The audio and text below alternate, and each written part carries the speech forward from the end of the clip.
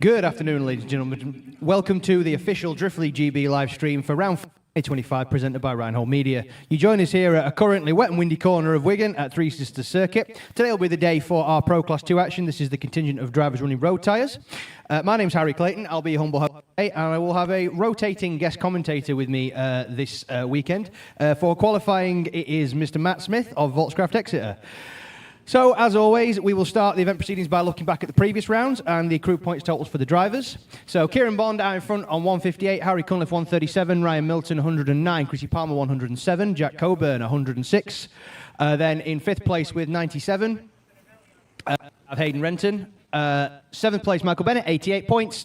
Eighth will be Callum Allenby, 87. Ninth, Robert Spray, 81. 10th, Mindaugas on 81 as well. Luke Talley in 11th place with 80 points after 2 rounds in that GE86. Toby Walker 12th with 66 points. Edgar Crummins tied for 12th with 66 points as well in 13th place. Vicky Weaver Lynch 14th with 61. 15th Nathan Rudd 57. 16th Johnny Chris with 55. 17th will be Michael Dargan also with 55 points. 18th will be Patrick Rakovic with 54 points. 19th Mark Brown 51 points. 20th Paul Seymour 49 points. 21st Conor Ritchie 44 points. 22nd, Paddy Byrne, 44 points also. 23rd, Scott McDermott, 44 points. 24th, Molly Kerr, 43 points, but Scott McDermott not making it this weekend. Molly Kerr, 24th, 43 points. Rich Graham, 25th, 40 points. Alex Williams, 26th, 35 points. 27th, William Hardy, also 35 points. 28th, Jarvis Williams with 31 points. 29th, Jason Caven with 30 points. 30th, John Salmon with 30 points. 31st, Thomas Platonis, and 32nd will be Ian Walpole. So now we look at our running order for today. These are the current driver list of entries. Not everybody from the previous slide will be on this. We've had a couple of drivers, unfortunately, suffer some mechanical failure. So we have Mark Brown, Ricky Dowdle, Robert William Chalice, Nathan Rudd, Lorenas, Michael Bennett, Ian Walpole, Kev Florence, Paul Seymour, Matthew Gell, Paddy Byrne, Paul Shield, Jack Coburn, Mindaugas, Hayden Renton, Orestes, Yanis, Vicky Weaver Lynch, William Hardy, Callum Allenby, Alfie Hunter, Heath Bamford, Scott McDermott, Alex Williams, Rich Graham, Peter Thomas Bonotas, Edgar Crummins, Damon Haskett, Jake Rolls, Rocky Pabreza, Ryan Milton, Michael Dargan, Claudio Juhas, Kai Barlow, Chrissy Palmer, Kieran Bond, Harry Cunliffe, Nathan Latore, Oliver McDermott, Johnny Crisp, Molly Kerr, Matt Fitton, Ross Juniper, Caven, Luke Talley, Stephen Morgan, Artyom and Sergis. So, ladies and gentlemen, that will be it for me for a short while. We will get some cars gridded up, ready for qualifying, and I will speak to you very shortly with my esteemed colleague, Mr. Smith. Thanks a lot, guys, and hope you enjoy the proceedings today.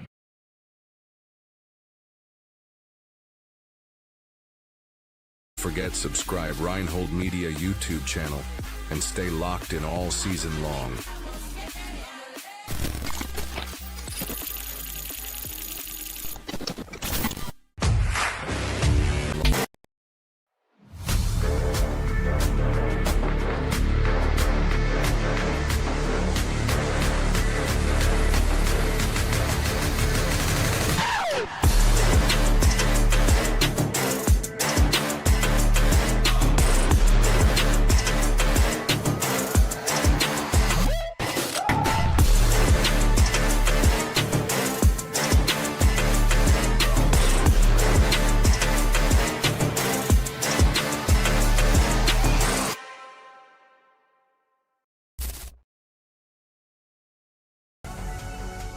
Welcome to Drift League GB, the pinnacle of UK drifting.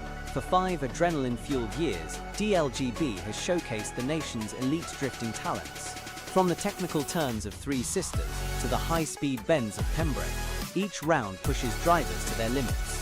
Pro Class 2 ignites the action on Saturdays. Pro Class 1 takes the spotlight on Sundays. Experience the thrills, the skills, and the sideways spectacle that is Drift League. Follow the action online. This is drifting at its finest.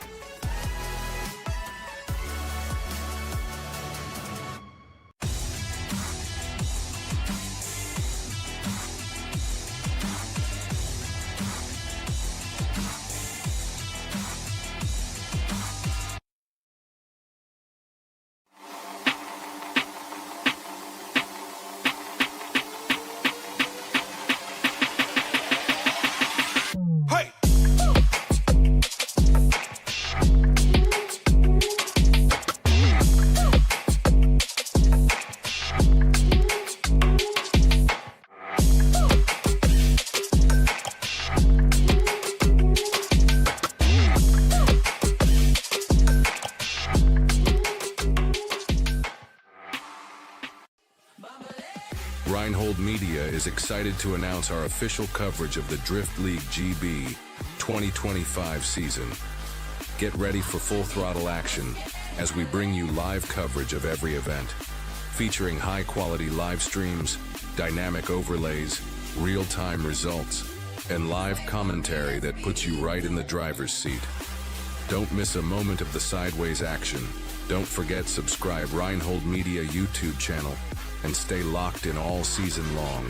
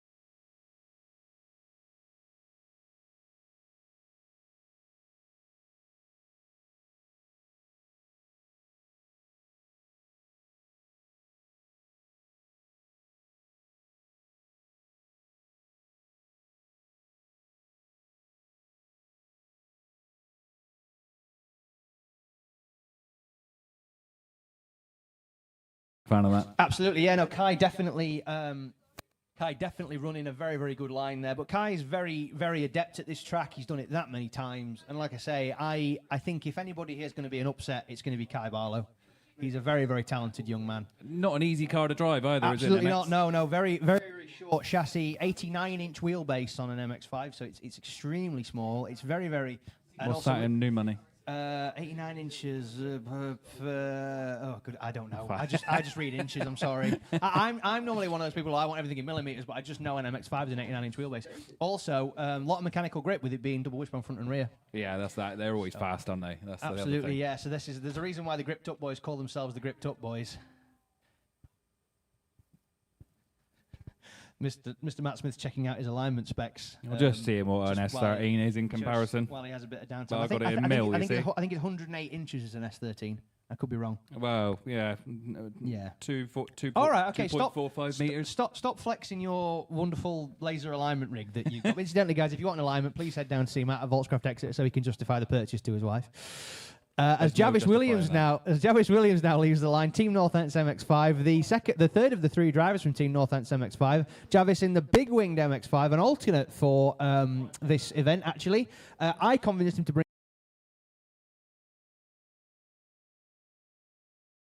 He's doing it, and he's given a very good account of himself. Javis, obviously, having killed a piston ring in that car at Teesside, has done his absolute level best to get the car back together. Wasn't sure if he's going to get to drive this weekend, but he brought the car anyway, and he has, and he's here, and he's out on circuit. Now, funnily enough, Mr. Matt Smith, Javis was going to have your microphone, but then he found out he could drive, so he didn't need to. As Javis heads across the line there, very, very good run there from the Northants MX-5 driver. There's a lot of dynamic suspension action going on with that. You can see the car squatting in and it just making grip. It's quite impressive to see in this weather. I'm hoping that's not because he's left all of his arms loose. No, he might have took his springs out. Maybe that was it. So I don't know if you've ever done coilovers on an MX-5, but they're not for the faint of heart. There's a little captive nut in the bottom of an MX-5 lower arm that snaps, and then you are cutting a hole in the arm and getting it out with a pair of mole grips. It's Every great. job is just one bolt away from being an ordeal. That's Absolutely, it is indeed. So Jarvis drops into third place, 61.7. Kai Barlow currently second with a 66.3. And Vicky Lynch out, obviously still up at the top, 68.7. Whoa. So, yeah, Lorena's there with a very, very big snap to angle in the SR-powered S14. You can tell it's an SR-powered because it makes your ears bleed as you drive past. It's a good sounding SR, though. I have to give it that. Well, is there such a thing as a good sounding SR? But Lorena's actually having a lot of luck with his SR. To be fair, it's done him very, very proud for a very long time. Obviously, the car full wires for front and rear on the car as well, with an interesting exhaust note, shall we say? But he's having to be very, very careful on the throttle as he comes around Luna Bend here. Very, very gentle. Lots of tiny throttle movements and blips, making sure that he doesn't actually cause himself to over-rotate and across the line. Yeah, it's not so good when it gets close, to be fair. No, I told you it's not. There's no such thing as a good sounding SR. And I'm sorry, Trev Farman, if you're listening.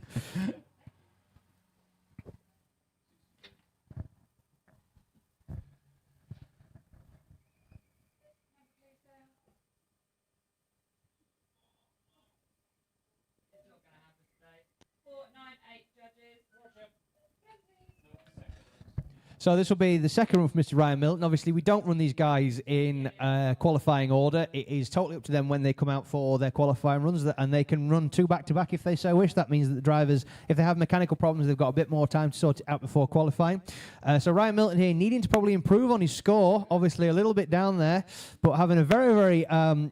given a very good account of himself so far. Some approving noises from the judges there as he swings the little MX-5 nice and wide out to the clips. Ooh, just a dab of brake there as he goes through Rogerson's. Now needs to get the car set up, transitioned, on plenty of power so that he can make his way through the long drag that's in Luna Bend. This is obviously Ryan's preferred weather. He likes a bit of horsepower from the heavens. But obviously needs to make it so, and he can get himself into battles a little bit later on. I don't think he turned the steering wheel at all, altered his steering wheel angle at all through Luna. That was one steering position and all on throttle. Yeah, he's an incredible pilot, is Ryan Milton. Like I say, I don't think there's any man out here that knows his car as well as Ryan. Like he's got an incredible knack with that car, and based on the scores I'm hearing dropping from the judges, sounds like Ryan might have given a very good account of himself there. As Stephen Morgan now sits on the line. And disappearing. Yeah, looks like he may be going to rewarm, perhaps. Oh, no, it looks like he's going into the pits. He's being sent off. So with the way we run the qualifying here, you can work the tactics a little bit with the weather. So if the track looks consistent, as it is now, it's wet. It's not the ideal conditions, as we know, but it's all the same. So it's really the ideal condition. It's the ideal condition for a few drivers, Matthew. Well, yeah, but the drivers are looking to get out there while it is consistent, because in perhaps half an hour's time, it's going to be patchy, and patchy conditions are the worst with drifting. Absolutely, yes. So the one of the key issues we've got with this circuit, of course, is that while it doesn't hold standing water, it can obviously be very, very patchy in places. The drainage here is pretty good. It's all graded, but the big thing is if you practice in the wet, qualifying the patchy, and then battling the dry, it's very, very difficult. As Nathan Rudd is currently managing to manfully strive his way through that and make sure that he's not going to throw it all away. Nathan does need to improve on his score a little bit, make sure that he can get himself into a nice high qualifying position so that he gets himself theoretically an easier battle a little bit later on. I think that's how it works, isn't it? You're likely to draw a duck. So absolutely the right way to go about it. Make sure you give a good account of yourself.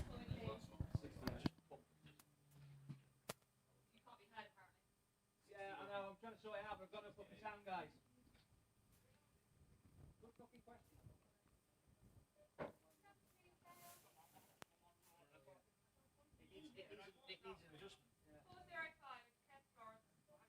Right, next up on the line we have Kevin from Devon. Kevin from Devon. Kevin from Devon. One of the lads who's joined you on the very, very long journey up here to Wigan. It definitely has a bit of a wobble there on initiation. Yeah, just a tiny little bit there from Kev, but I think he's got it all dialed up now, obviously. Oh, Whoa, a lot bit of of angle there over-rotation. from Kev. He's one of the things he was saying is that his handbrakes come loose in that car. So a very, very handsome commentator bodged it back together so he could try and attempt a qualifying run, but it looks like unfortunately, it looks like that big straight in there is going to cost him dearly, and that would be really sad if it's his weekend over as a result. But he has got one more qualifying run, which is the main thing there. He can always improve on his second one, but it appears that may have indeed been a 0 for Kevin Florence due to the straighten on Rogerson's. So, Yep. I'd go with that, sadly. He's going to be raging. yeah, absolutely he will be, but unfortunately that's the way the cookie crumbles. You either end up a hero or a 0. So we've got Vicky Lynch now coming out for a second qualifying run in hubby's turbo V8 BMW. Obviously, Vicky actually having to try and source 3 engines for her car, but unfortunately none of them actually being serviceable, which is very, very bad odds there, but here we go. So Vicky there really, really doing a very good job. I believe that car on the low boost map, but still possibly quite an animal. I don't think Stephen Lynch's low boost map is probably equivalent to the high boost maps for most other drivers. And suspension-wise, that thing's gripped up to the 9s as well. Oh, absolutely, yes, definitely. I'm not also that car will be aligned for the semi-slick tyres. So obviously Vicky really, really fighting an extremely grippy chassis there. But the ever-present rev limiter electrical short there as Vicky crosses the line. Are we going to have a wager as to whether she's going to out-qualify, points-wise, Stephen? I mean, 'Cause that was a hell of a smooth run. it was a very, very smooth run indeed. I mean, Vicky obviously gave a good account of herself on the first run. Yeah. She's just got to see if she can improve on that and theoretically get herself an easier battle. But I will actually drop some scores in for you guys. So Ryan Milton has gone into first position with an 83.3, putting him well safe for battle action. Currently no update for Vicky Lynch. Lorraine's gone in fourth place with 67. So looking currently good as Johnny Chris leaves the line now in a car you really don't see anymore. A nice little Volvo 360 4-door. Awesome little car. 1UZ under the bonnet. Fully built in-house by Johnny and his dad at Chris Motorsport. Incidentally, Johnny, a Teesside local boy, came up skidding at Teesside. Got a very, very good handle on that car. It's had a lot of engines chucked in and out of it. It was a turbo red block for a little while. Now it's got 1UZ, and Johnny is competing in it for the first time this year. Obviously limited to a 15-inch tyre due to the fact that it's still on a stock wheel arch, which is, I think you'd agree, possibly not ideal when you've got a V8 under the hood, but Johnny's given a very, very good account of himself so far. Certainly make it work. And a cross line, and I just did notice there, I saw a few bits of tyre smoke appearing on the track. Uh-oh. Patchy times.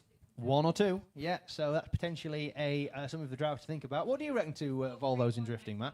I mean, that's very cool. It's awesome to see these different chassis popping up, and They do look super retro because they were dated even when they were new. yeah. But there's no rule book to go from. You build an S chassis, you've got loads of people to talk to, and see what you're doing with setup. But Talking of popular drift chassis, E36s are pretty popular from what I've heard, and Mr. Hayden Renton is out there right now. Hayden currently in a very commanding place points-wise in the championship, doing a very, very good job so far in the, shall we say, patchy conditions. Obviously, somebody who does know their car inside out, but the car, the V8 under the bonnet of that compact has been giving him and his dad Carl a few issues with one thing and another. It's it appears to occasionally pop an electrical gremlin. When it works, it's fantastic. When it doesn't work, it's depressing, as Hayden once said to me. But Hayden, very happy with himself he's there, pleased out with of the himself window. there, rightly Very, so. very good run there from Renton Jr.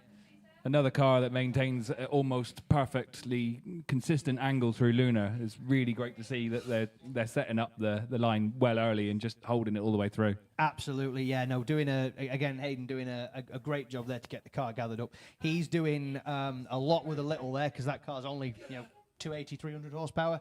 It's definitely not not what you'd call a monster. So this will be Yanis Tidum's part of Team Top Drift there. Yanis, one of the founding members of Team Top Drift. They've expanded their team from 2 to 4 cars. Whoa, but Yanis going off, ploughing the grass there with one wheel dropped. Not a 0 is one wheel, but it is a deduction. Appears like he's taken a little bit of the scenery with him based on the current colour of the back of the car. So the pressure rusher will be getting a workout when he gets home. As Yanis now, whoa, big angle there from Yanis. Oh, but very, very, very shallow on missing the a clip, clip. yeah. Not very, very good there. That's definitely not where the judges want to see them, but he's getting it gathered up now for Luna, bringing it out a lot wider. Doing a good job of not... Oh, but he has to adjust there a little bit, just as I was about to say, doing a good job of not adjusting. Dials on tons of angle to keep the car going through the corner and across the line. Not a run he's going to be cock-a-hoop with, I would imagine, but I'm sure he's... I don't think the wheel drop will have completely annihilated his score, but it will be Definitely annihilated his bumper, I would have said. Yes, quite possibly. It does appear that we've got to do a little bit of track resetting there, as we get our gate marshal to just have a quick jog across the track and reset that cone. Also, it gives the drone time to get over there, ready for Mr. Heath Bamford.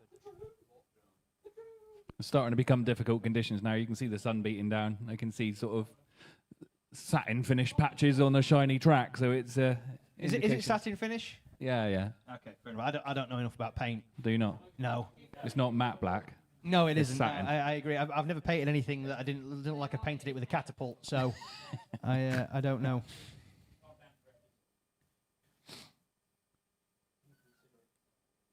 So Heath Bamford now leaves the line. The Ripple Drifter, as it says on the back on the sides of the car. I don't know if they forgot to install the C. So Heath obviously having a few crankcase breathing issues there with the Toyota Sora. Heath doing a great job actually though of keeping the car gathered up even while oil splatters on his windscreen. The V8 under the hood of that Sora has had a lot of abuse there. Obviously Heath, nice, isn't it? Yeah. Heath driving without the use of his legs, so it's all gas and all brake. Stick it in second and away you go. He's doing a fantastic job so far coming around Luna Bend there. Absolutely brilliant, keeping the car nice and wide on good angle and across the line as he bounces the car off the rev limiter. Beautiful line. A beautiful line. You know what? I do like a Sora. I know that's contentious, but I do like a Sora. I think they're really good looking cars. A good suspension setup as well. They make loads of grip. Absolutely, and you can't really go wrong with the engines either because you either get a JZ or a UZ. So, you know. You know which one I prefer. Yeah, but I also know you like RBs, so. What's wrong with RBs?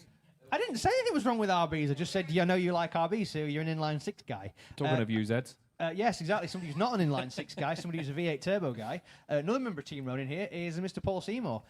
Paul having a little bit of an up and down season this year, doing very well at round 2 Driftland.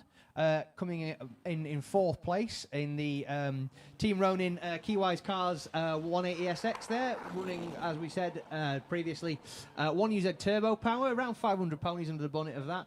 As Paul, a little bit scrappy, not quite where he'd want to be, but obviously having to dynamically respond to the changing conditions there.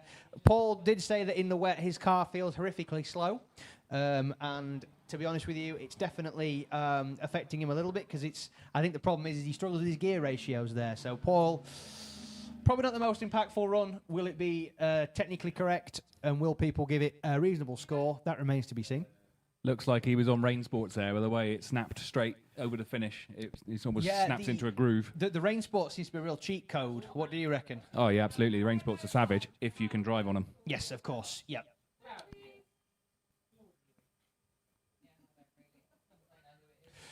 So Claudio Juhas now leaves the line. Another V8 turbo. This one an M60 B40, which, as we all know, is the greatest engine ever invented in drifting. Yeah. Well, ours is great, so shut up. So Claudio, another local boy. That car actually at the practice day this year broke 3, count them 3, lollipop bushes on the lower arms of the lock kit. I remember those days, don't you, from BMWs? Yeah. Yeah, obviously that's an occupational hazard when you drift in E36s. At some point, the lower arm might decide to unalive itself. So the...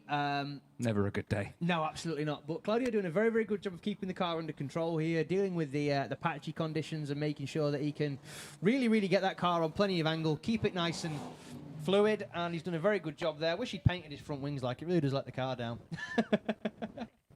You see the drivers being quite tentative over the finish where the concrete patch is on the edge there.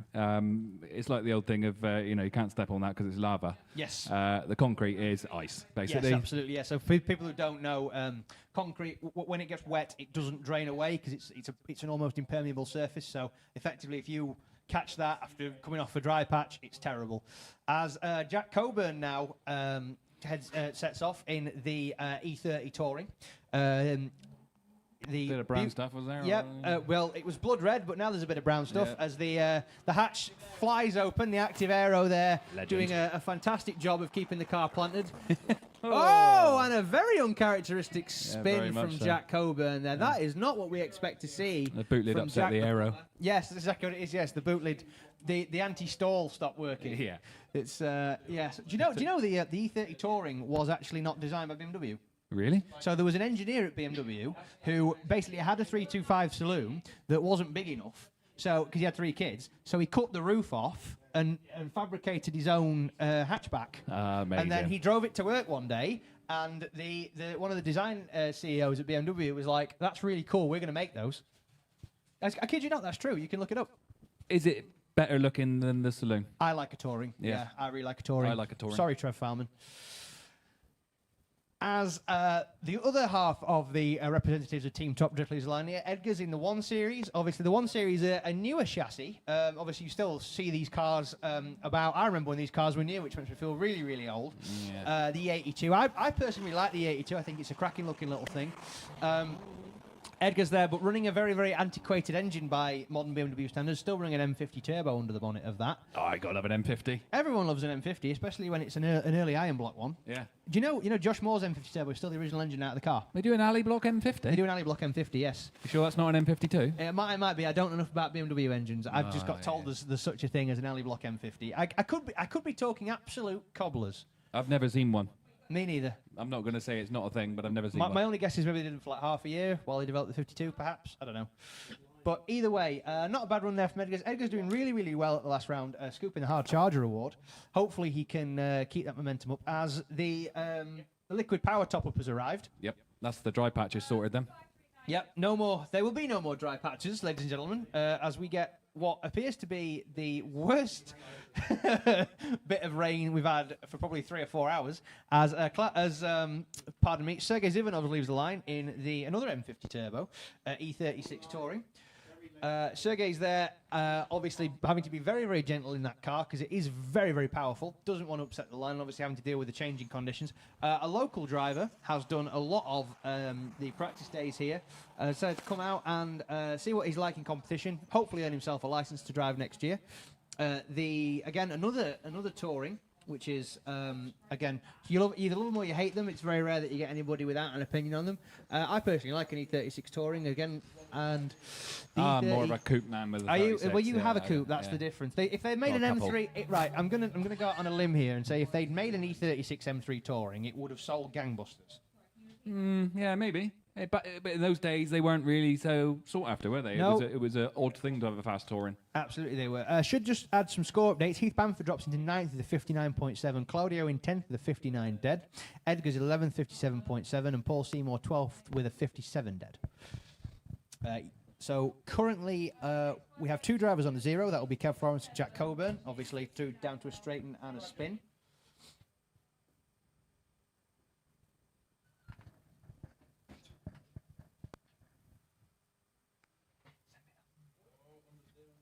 He just lost his sunstrip. Ricky Dowdle there catching a big lot of understeer, but just about managing to gather it up. That will affect his score, but it won't be a 0, crucially, not to my knowledge at least. The freshly rebuilt E46, apparently he ran out of time to paint it. I told him he should have just shot some lacquer over it and called it Nardo Grey, because that's what people do these days, isn't it? And Ricky there giving a very good account of himself on his return to competitive drifting. Obviously, Ricky not driven in competition for quite a while now. Keeping a very, very nice, wide, fluid line there through Luna. A bit of liquid power probably helping him out here as the wipers go 10 to the dozen and Ricky goes across the line with all the rev limiter. Is he the Ricky Dowdle from down my way? Ricky Dowdle from down your way. Well, I never. Well, you never. I assumed it was a different one. No, how many people in drifting do you call Ricky Dowdle? Well, that guy. Is it? Do you reckon it's like like Alan Smithy in Yeah, directing? well, yeah, it is in Devon, you know. Yeah. So it's like Alan's. You know, in the films when a director wants to disown a project, he calls it says directed by Alan Smithy. That's true. That you can look that up. That's my dad. Okay. Why did you change your name to Smith? Just because it's easier to spell. Yeah, that's right. Right. Two Fs. Yeah. So as Jack Chapman now sits on the line, the only representative of Team Muswell here this weekend. Jack in what I think is actually probably going to become one of the drift cars of the future, an E92 335i. Absolutely. Yeah, running a standard engine, standard ECU. Car is a pretty simple spec as far as competition is concerned. I would, it's definitely a party car as something I would describe it as. But Jack, I think, really getting to grips with that car over the course of this year. He actually came into me. We did some changes on the setup because I think he was struggling with it a little bit. So this is all to play for now. If he comes out and gets a 99 yeah, hopefully it's good, eh? Well, it's a good entry so far. Jack Chapman there doing a good job to keep the car gathered up, not letting the changing conditions affect him too much as he brings the car around now into clip 2. Gets the car nice and wide. Transitions out to 3. Ooh, but a straighten there. Ooh, that will be, unfortunately, I think that straighten is going to zero his run, unfortunately. Jack, obviously, dealing with a problem with that car kicking in and out of limp mode, because obviously I don't think it likes the rev limiter very much. Yeah, and unfortunately, when you're drifting in the wet, you are constantly going up near the rev limiter. So that may, unfortunately, have affected his score. Ooh, and a big wobble there, and having to reinitiate. Could well be another driver on the Rain Sports, which if you let them get anywhere near straight, it just goes straight. Absolutely. Yeah, that's the double-edged sword that presents itself in grip, isn't it? Unfortunately, as Peter Malloy. Angry S54 noises there. I love an S54. Peter Guns, the Irishman. Yeah, Peter Malloy, obviously coming over to drive with us from Northern Ireland. I am a big fan of Peter Malloy as a driver. I think he's he does a lot with very little. Talking of E46s, as Artyom's leaves the line here, another local driver, E46 Turbo, M54 B25 Turbo.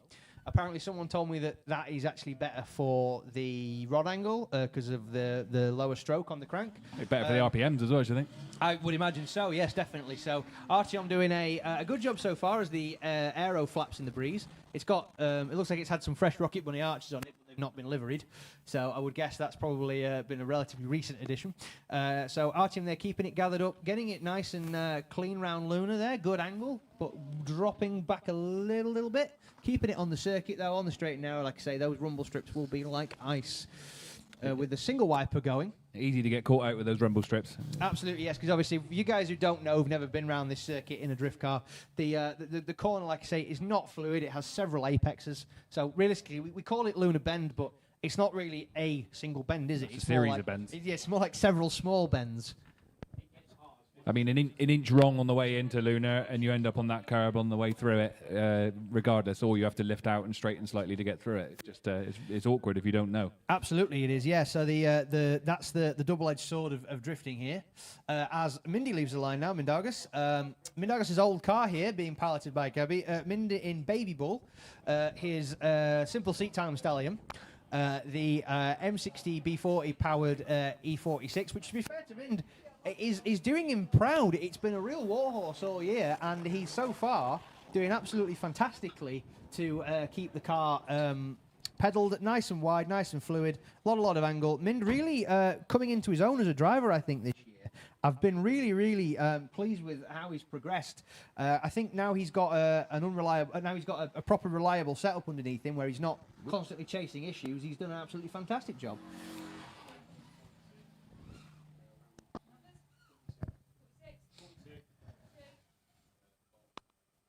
Although the judge is not liking it as much as us by the sounds of it, Min not quite qualifying as high as I thought he would. Although that being said, Matt, that's why I'm not a judge.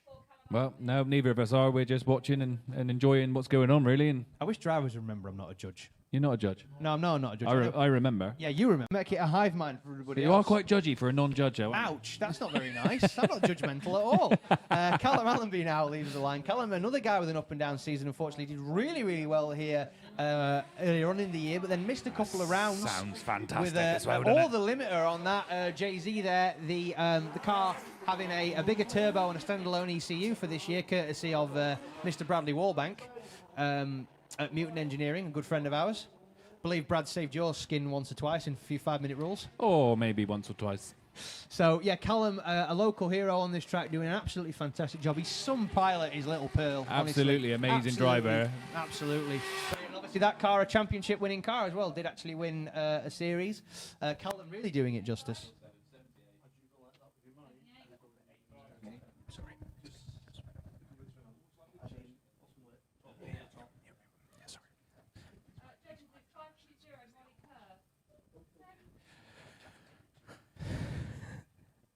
Molly Carr? That is indeed Molly Kerr, yes, the young Irish maiden. Molly doing it for the girls over in Ireland. What a flick that was. Absolutely Beautiful. Brilliant. What an incredible driver Molly is. So Molly in the little 350Z there. I know you're a big proponent and a big cheerleader of the Kerr family, Matt, and so am Absolutely. I don't know what they put in the water in Ballymoney, but it seems to work, as Molly absolutely doing wonders with that little 350Z. Obviously only 275, 280 horsepower to her credit. Doing Such a line driver.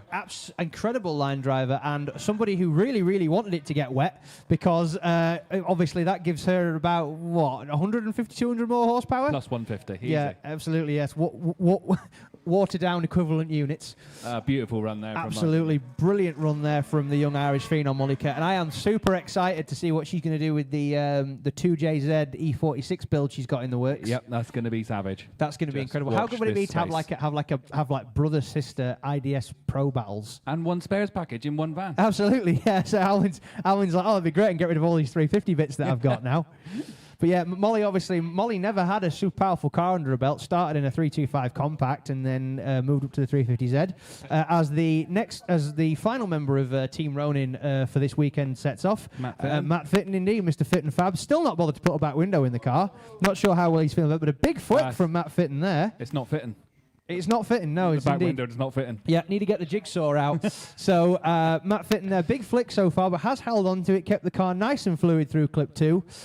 Clip 3 there, picking it up nicely as he goes through Manji Alley into clip 4, keeping it nice and wide, bringing it out to clip 5. Oh, just dropping off slightly there out of Rogerson's corner, but getting the car transitioned and set up ready for Luna Bend, keeping the car balanced on the precipice of angle. Obviously, Matt only calling on about 240, 250 horsepower in that car, so another chap who was praying for it to rain. I think you'll agree. He's actually got full throttle this time, from what I was told. He was only at 80%. Only 80%. Was that the carpet riding up behind it, wasn't it? Yeah. The floor mat was stuck underneath. Floor mat was stuck underneath it. I've had that more than once.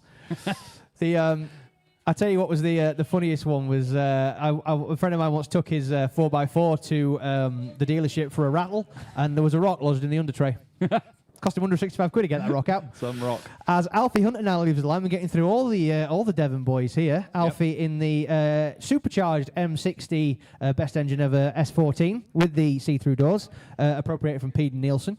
Alfie giving a very good account of himself at the last round at Pembrey, doing a very good job here so far as well. Keeping the car feathered. Obviously, the car is plenty powerful for this circuit, even in the dry, so in the wet, it's going to be a real handful. No tuning available on that car, no high boost, low boost map without changing the supercharger pulley, so I would imagine Alfie's just sending it on the full power map. So Alfie there, keeping the car nicely balanced on plenty of angle, keeping it nice and wide. Lots and lots of rev limiter action there and across the line. Nicely done. Nicely done indeed. Well, listen to that. Listen to that great engine. I've been asked to mention that the Team Ronin guys have got their clothing range with them, and it's on sale. Absolutely, yes. No, please support some of the nicest guys in drifting with a bit of Team Ronin drip. You can get it from their pits, guys. They could do with plenty of more attractive people modelling it, because none of them are particularly attractive. And you never know, if you buy enough merch, Matt Fitton might actually buy a rear window. Yes, you'd be able to afford some perspex for the back of Matt Fitton's car. Splash out. Yeah, how nice. Rather than splash in. Splash in, this yeah, weekend. Exactly. I hope he's took the grommets out of the back seat aperture. Yeah, drainage, yeah. Yeah, absolutely. I always take your grommets out, kids. Or unless you've got really good sealing, then put them back in. Yeah. Honestly, I remember back in the old days, some of the cars that the guys used to have the exhaust pointing at the tyres and stuff like that, and it would be they'd look like the West Indian dope smoking team was sat in it practicing. By the time they finished a run, you're like, he can't even see the steering wheel. How can he see where he's going? I mean, I can't see over the bonnet, so It's no joke. If anybody did steal Matt Smith's booster cushion, could you please return it? Yeah, I need it for later. As Orestes leaves the line, this car actually being pedalled by another driver at Castle Combe for LZ Fest. Fortunately, got it back in one piece. The Kudos Kits S14, BMW inline 6 turbo under the bonnet of that car. Orestes now in his second year campaigning it. It seems like he's really getting to grips with it now. The car really starting to behave for him and sing. He's looking more and more confident every single time I see him. He's getting very gelled with the setup and managing to keep the car on plenty of angle with not too much adjustment there, as you can see. Lots and lots of angle and smoke, and across the line. Obviously, Orestes here practicing just last weekend to make sure he had his eye in with the car. So that car's done some fair laps over the past couple of weeks. Another car with mega grip just coming past us, then you see it grip up like mad. Absolutely. Although that one, I've got to say, his S14 was handed back in better condition than Luke gave Bob Spray's S14 back in. Oh, really? I wasn't aware of this. What happened? He snapped the input shaft. Oh, he gave it too much input. He did, indeed. Yes, way too much input. BDC. So that is the but now a reverse, a German car with a Japanese engine, the 2JE46 of Michael Bennett. It is owned by Papa Bennett, and Papa Bennett is driving it this weekend. This is a fast recipe. Indeed, all the way from up at Newcastle on Tyne. Why man? Michael, sorry, you've really thrown me off there. Obviously, the car, again, pulling double duty this weekend with Michael driving it today and Jack driving it tomorrow. Michael, obviously, the original builder and pilot of the car, have had the joy of a passenger ride in this car, and it is insanely fun. Absolutely great car, the Ambit Manufacturing 2JE46, as Michael gets it gathered up and across the line. Good noises as well, innit? You can hear the quick change whining on the way by. Do enjoy the noises that car makes and the sequential. In fact, I seem to recall you having a picture of me back in my marshalling days holding a piece of the bell housing. Yeah, that was off Michael's car, wasn't yes, it? It was. Yeah. So a few years ago, Michael unfortunately had a clutch explosion. It wasn't just a failure; it was an explosion, and it took the gearbox with it. And I was unfortunate enough to have to pick up loads of pieces of red-hot bell housing. You look quite pleased with yourself, though, to be fair. It was a great photo, although I did look kind of fat. Oh, Mark Brown. Mark Brown, back in the old girl. This is obviously the famous First Start Drift Development Subaru, no longer owned by Mark Brown, bought as a roller by Stefan Stefanov, fitted with a 2J, and handed back to Mark to see what he can do this weekend. So Mark, obviously, possibly struggling to get to grips with the new setup there, but so far giving a very good go at this. To be fair to him, he's doing a very good job. Maybe it feels like shaking hands with an old friend. I mean, he refined this chassis over a few years, didn't he? And it really started to come to life just as he finished using it when it was the unfortunate puddle incident. It did, absolutely. And also there's the famous picture of Mark with four wheels off track chasing Danny Maguire on that very corner. So, the Subaru... I mean, it's a rally car. It is a rally car, indeed, yes. Super happy to see the Subaru back in action, to be fair. I was really... To be honest with you, it was so cheap, I debated on buying it. Did you? Yeah, oh yeah. I mean, one thing is, it's only a Subaru in terms of the bodywork, isn't it? Because it's an S14 front end and it's 350 up the back, isn't it? So it's a... mongrel. It is, absolutely, yes. No, it's not a mongrel. Is it Don't not? call it a mongrel. You're not allowed to call it No, I was on about Mark. Oh, you can't call them mongrels anymore. They're called like doodles, and they all have cute names now, don't they? Do they? There's no mongrel dogs anymore. A mix match. Yeah, they all have cute names now. They call them Pick Heinz and mix. 57s and things. Now, talking of weird setups, Yeah, here we go. a Mert with a V12. Whoa! Yep, so unfortunately there, Damon getting caught a little bit out there. I think he's definitely possibly maybe just zeroed the run there by going in way too hot. But the car looking resplendent in its new aero and new paint job with its fresh wheels. We still get to hear the V12 noises. We do still get to hear V12 noises. It's very rare you get to hear V12 noises in drifting. Running a BMW V12 though, not a Mercedes V12. Is it really? It is a BMW V12. Oh, I didn't know At that. least it was the last time I looked under the bonnet. Although that being said, would I know the difference? No, I think I would. I'd know what an M73 looked like. So unfortunately there, Damo is sadly zeroing his run. So it's definitely not a one he's going to want to put on Mum's fridge in the kitchen there in the LK. I can see something extremely bright on the start line. This is another one of your Devon boys. It is. This is the man who your esteemed colleague, Mr. Wonnacott, made ruin his life. Oh yeah, it was Martin's fault. It was all Martin's fault. It's Yeah. The reason why he's never going to own property or go on holidays. Not a chance. No, It's no. all down to Martin Wonnacott. Martin, I hope you're happy with yourself.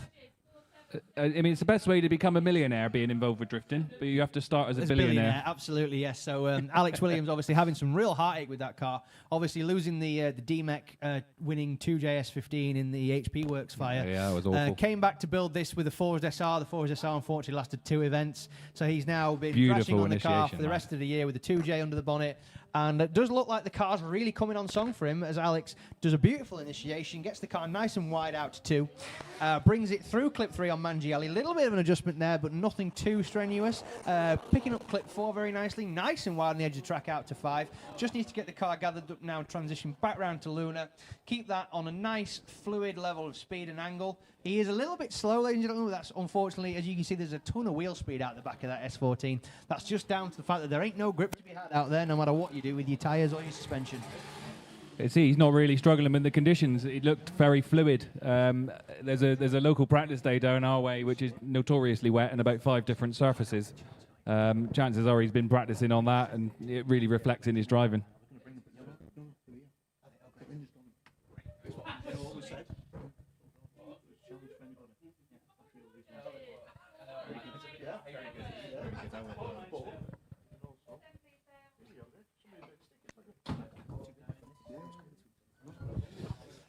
So as Rocky P there leads the line, that's another one of the Three Sisters locals there, Rocas Pabreza. Obviously, Rocky having the off, chasing Molly Kerr at the last Three Sisters round and knocking the front end off the car.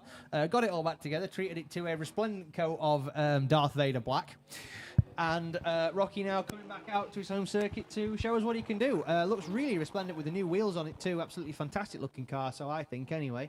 Definitely a weird kit for an E36. Rocky doing a very good job. Whoa! But catching himself out a little bit there, and a spin from Rocky P. Book the window cleaners for the calf. Absolutely. I remember actually. And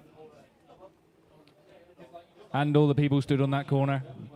Might need a bit of a shower down. So I don't know if you remember 2021 BDC, a chap turned Oh, up I in do. do you remember a chap turned up in 1963 Chevy Impala and parked it in front of the merch tent, and I thought, oh my God, if that bubble glass gets broken at the back by somebody dirt dropping, we will go bankrupt. So Paddy Byrne now leaves the line, another one of our... Nice initiation. Whoa, Too much. Too much. Too much, too young. Paddy doesn't use a wand, does he? He does It's not. all no. on throttle. No, Paddy is an... Paddy is obviously, unfortunately, driving without the use of his legs. So it is hydro forwards for brakes. Sorry, it's one forward for brakes, one back for power. So no, obviously no clutch in that car. Running a turbo 400 automatic, which is the what you'd put in a drag car. Yeah. 3-speed turbo. Do you know when they were designed, the turbo 400s? No.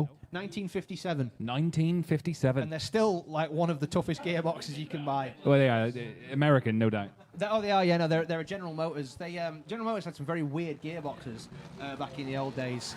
I don't know if you've ever heard of a Dynaflow. Have you heard of a Dynaflow? No. That is a 1-speed. A 1-speed? A 1-speed automatic. There was not really a gearbox. No, all it has is just a torque converter that stalls.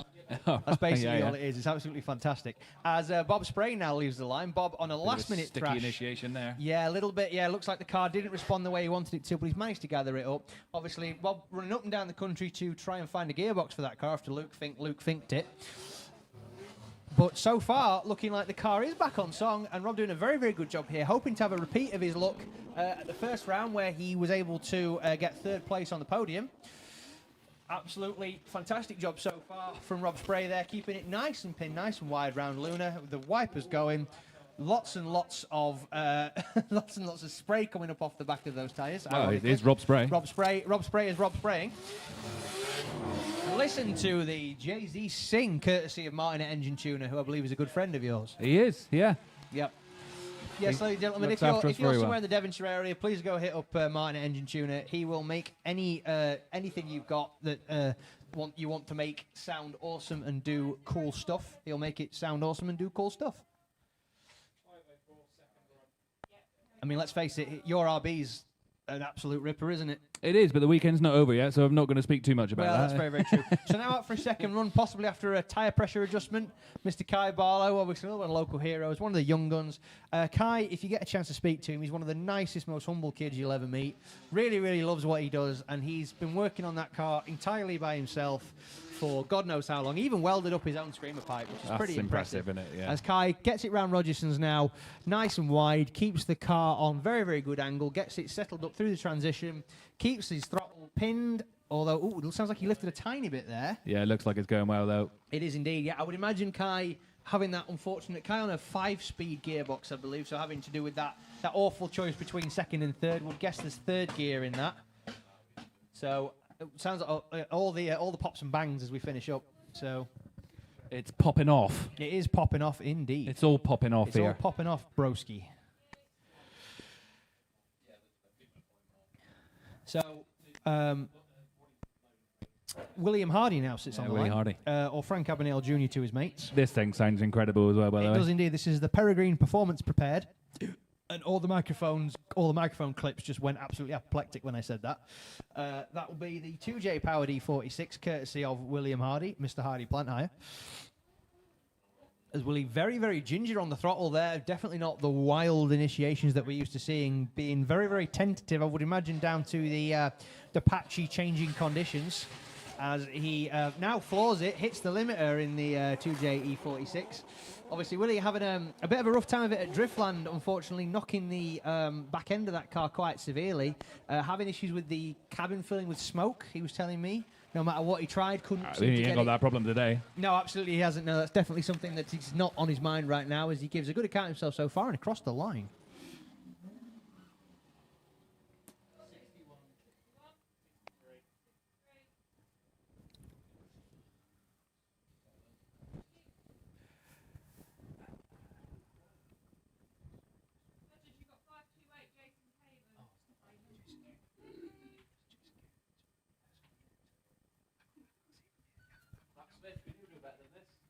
No.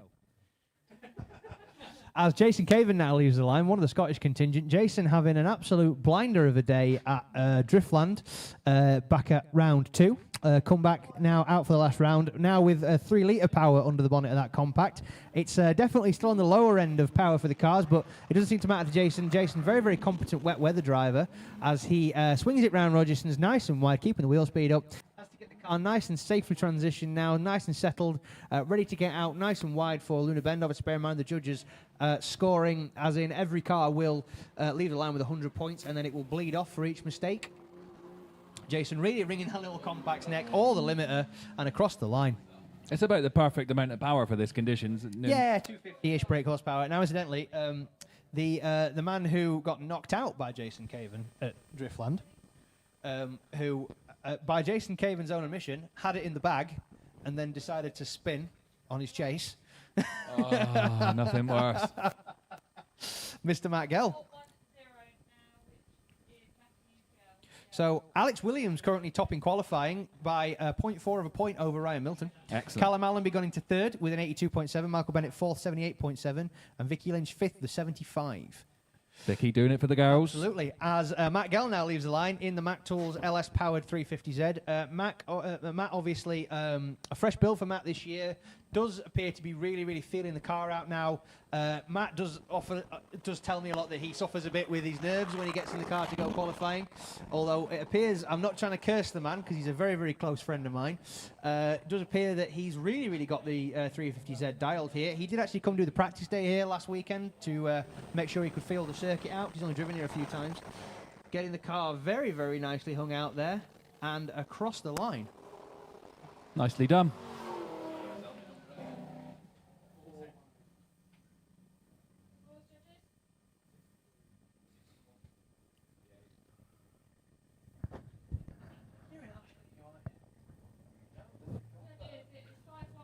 His heater's not working. He's salty because his heater's broke. Someone turned your radiator off. So now we have the young phenom, currently second in the points, Mr. Harry Cunliffe there, swinging the little drift truck in there. Oh, just tapping the outside of the circuit there, but that might have just been a puddle being brought up. So possibly there, Harry Cunliffe obviously with a good 3 foot of overhang on the back of that truck. So really has to push hard to get it out to the clipping points there. Obviously only a truck in terms of visuals. The entire running gear driveline is E46 BMW, although it does have a Toyota V8 under the bonnet. And Harry, a local to this circuit, but only driven it for the first time this year, but he's an incredibly adaptable driver, did a lot of driving when he was learning on a wet surface, so possibly if you're going to have anybody as your pick for wet weather battles, I think Harry Cunliffe is indeed your man. Obviously, and done an incredible job for his first year in competition at such a young age. He's absolutely... just come on in leaps and bounds as a driver. He's cool as a cucumber. He is is absolutely, yeah. You could, like I say, I set my spirit levels off of Harry Cunliffe's head. For a 13-year-old, it hit the level of the level of maturity in his mind is insane. Absolutely. He's truly wise beyond his years. Because I don't know many 13-year-olds I'd trust with 350 horsepower of drift truck. I drove with him a lot in Scotland a couple of years ago, last 2 years. Such an incredible driver, and like you say, such a grown-up head on young shoulders. Absolutely. As a very, very famous E46 now leaves the line with its current owner, that is Miss Gabby. So the third of our 3 female competitors today. Gabby just got this car back together after a small timing-related incident which damaged the cylinder head. S54 turbo under the bonnet of the famous ex-Arimus Vasquez, ex-Arimus Montes E46. I'm such a fan of this car. It's incredible. It's a very, very capable chassis, and it just requires the finesse to drive it. Unfortunately, Gabby still... Oh, and a spin, unfortunately, from Gabby there. Obviously, only her...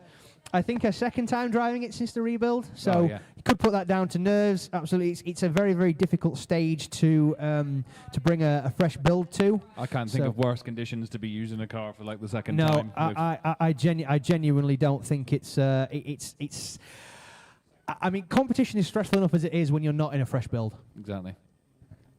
So, I mean, I imagine you probably had a lot... Something like 700 newton meters of torque as well. Like, trying to rein that in on these conditions is going to be super tough. Absolutely, and on a road tyre as well. Bear in mind, that car really designed for a semi-slick tyre. Looks pretty, though. So, as Jarvis Williams now heads out for his second qualifying run. Jarvis, obviously, Team Northants MX-5. But a little bit of a wobble there on initiation. Looks like the car just caught him out slightly, but he manages to deal with it dynamically and get it back in line. Out to clip 2, but a little bit shallow of the end clip there. Probably suffering with a bit of the old mechanical grip. Listen to the supercharger whine there from Jarvis as he swings the car in. Is a little bit shallow on the clips, unfortunately, but doing a very, very good job to keep it reined in. The little MX-5 there with the most overstressed engine in the world. Obviously, Jarvis is aware that they're pretty cheap and he can build them himself, so he's not too bothered if it goes pop and across the line. Jarvis currently sitting 15th with 61.7, so possibly safe for battles, but it's hard to say. It's a tough grid. There's so many talented drivers. It is indeed a tough grid. Currently, the drivers sat on a 0. Paddy Byrne, Jack Coburn, Damon Haskett, Rocky P, Jack Chapman and Gabby.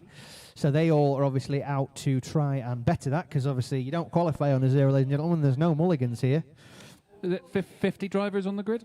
49. 49. I think we were working out in the pits earlier on something like a 60-odd% chance of qualifying. Absolutely, but everybody's the same. But you've still got to qualify. To finish first you have to finish. Exactly As that. Paul Shield leads the line now, and as I've always said, Paul Shield is UK drifting's biggest bed hopper.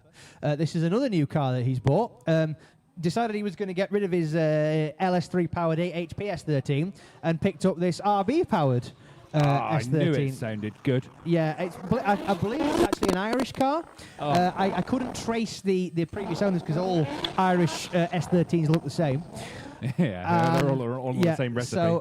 So Paul obviously really loving this car by the looks of it. It seems like it's really behaving for him as he hits the limiter. Yeah, it's definitely an RB if you couldn't tell. And across the line. Well, I'm a fan of that. Don't care what the score is. Looks great. Sounds awesome.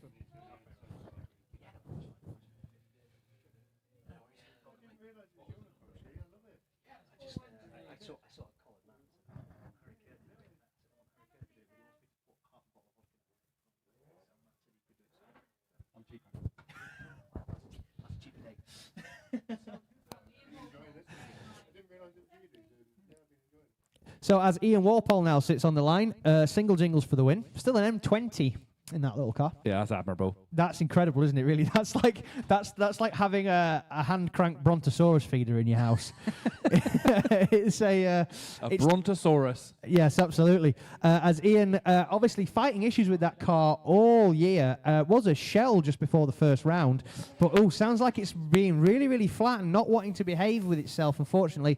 Obviously, the car does run modern ECU, modern fueling system, things like that, but it is trying, obviously, it's all still on a very, very, should we say archaic engine, might be the polite way to put it. I believe they developed their own electronic systems for this. Which is incredible when you think about the level of commitment just to running what's effectively an outdated engine. Yeah. And across the line for me and Walpole.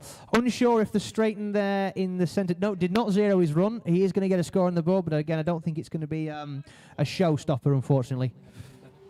It is indeed. Kevin from Devon now sits on the line. I'm a bit concerned he hasn't got a front bumper. He'll be all right. I mean, he would have me for that. He would have you for that, but then again, Martin normally runs over his bumpers, doesn't he? So it's like not. Is he just taking it off because he's going to have mine and Martin's to repair, so he just as well keep his to one side? Yeah, probably. It's the last round of the season, isn't it? He just wants to put it away for the winter and change the oil. As Lovely Kev flicks it in there, very, very good entry so far from Mr. Team Ronin. Bringing it down nice and steady through the transition. Ooh, but it looking like it just seems to want to grip up. He did say he was having some issues with something in the rear end. Hopefully this is not those problems rearing its ugly head.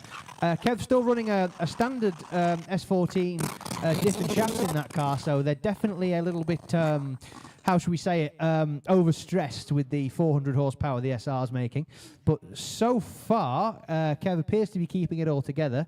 Whether or not it'll be enough to punch his ticket into the top 32 remains to be seen, but not a bad effort there considering the changing conditions.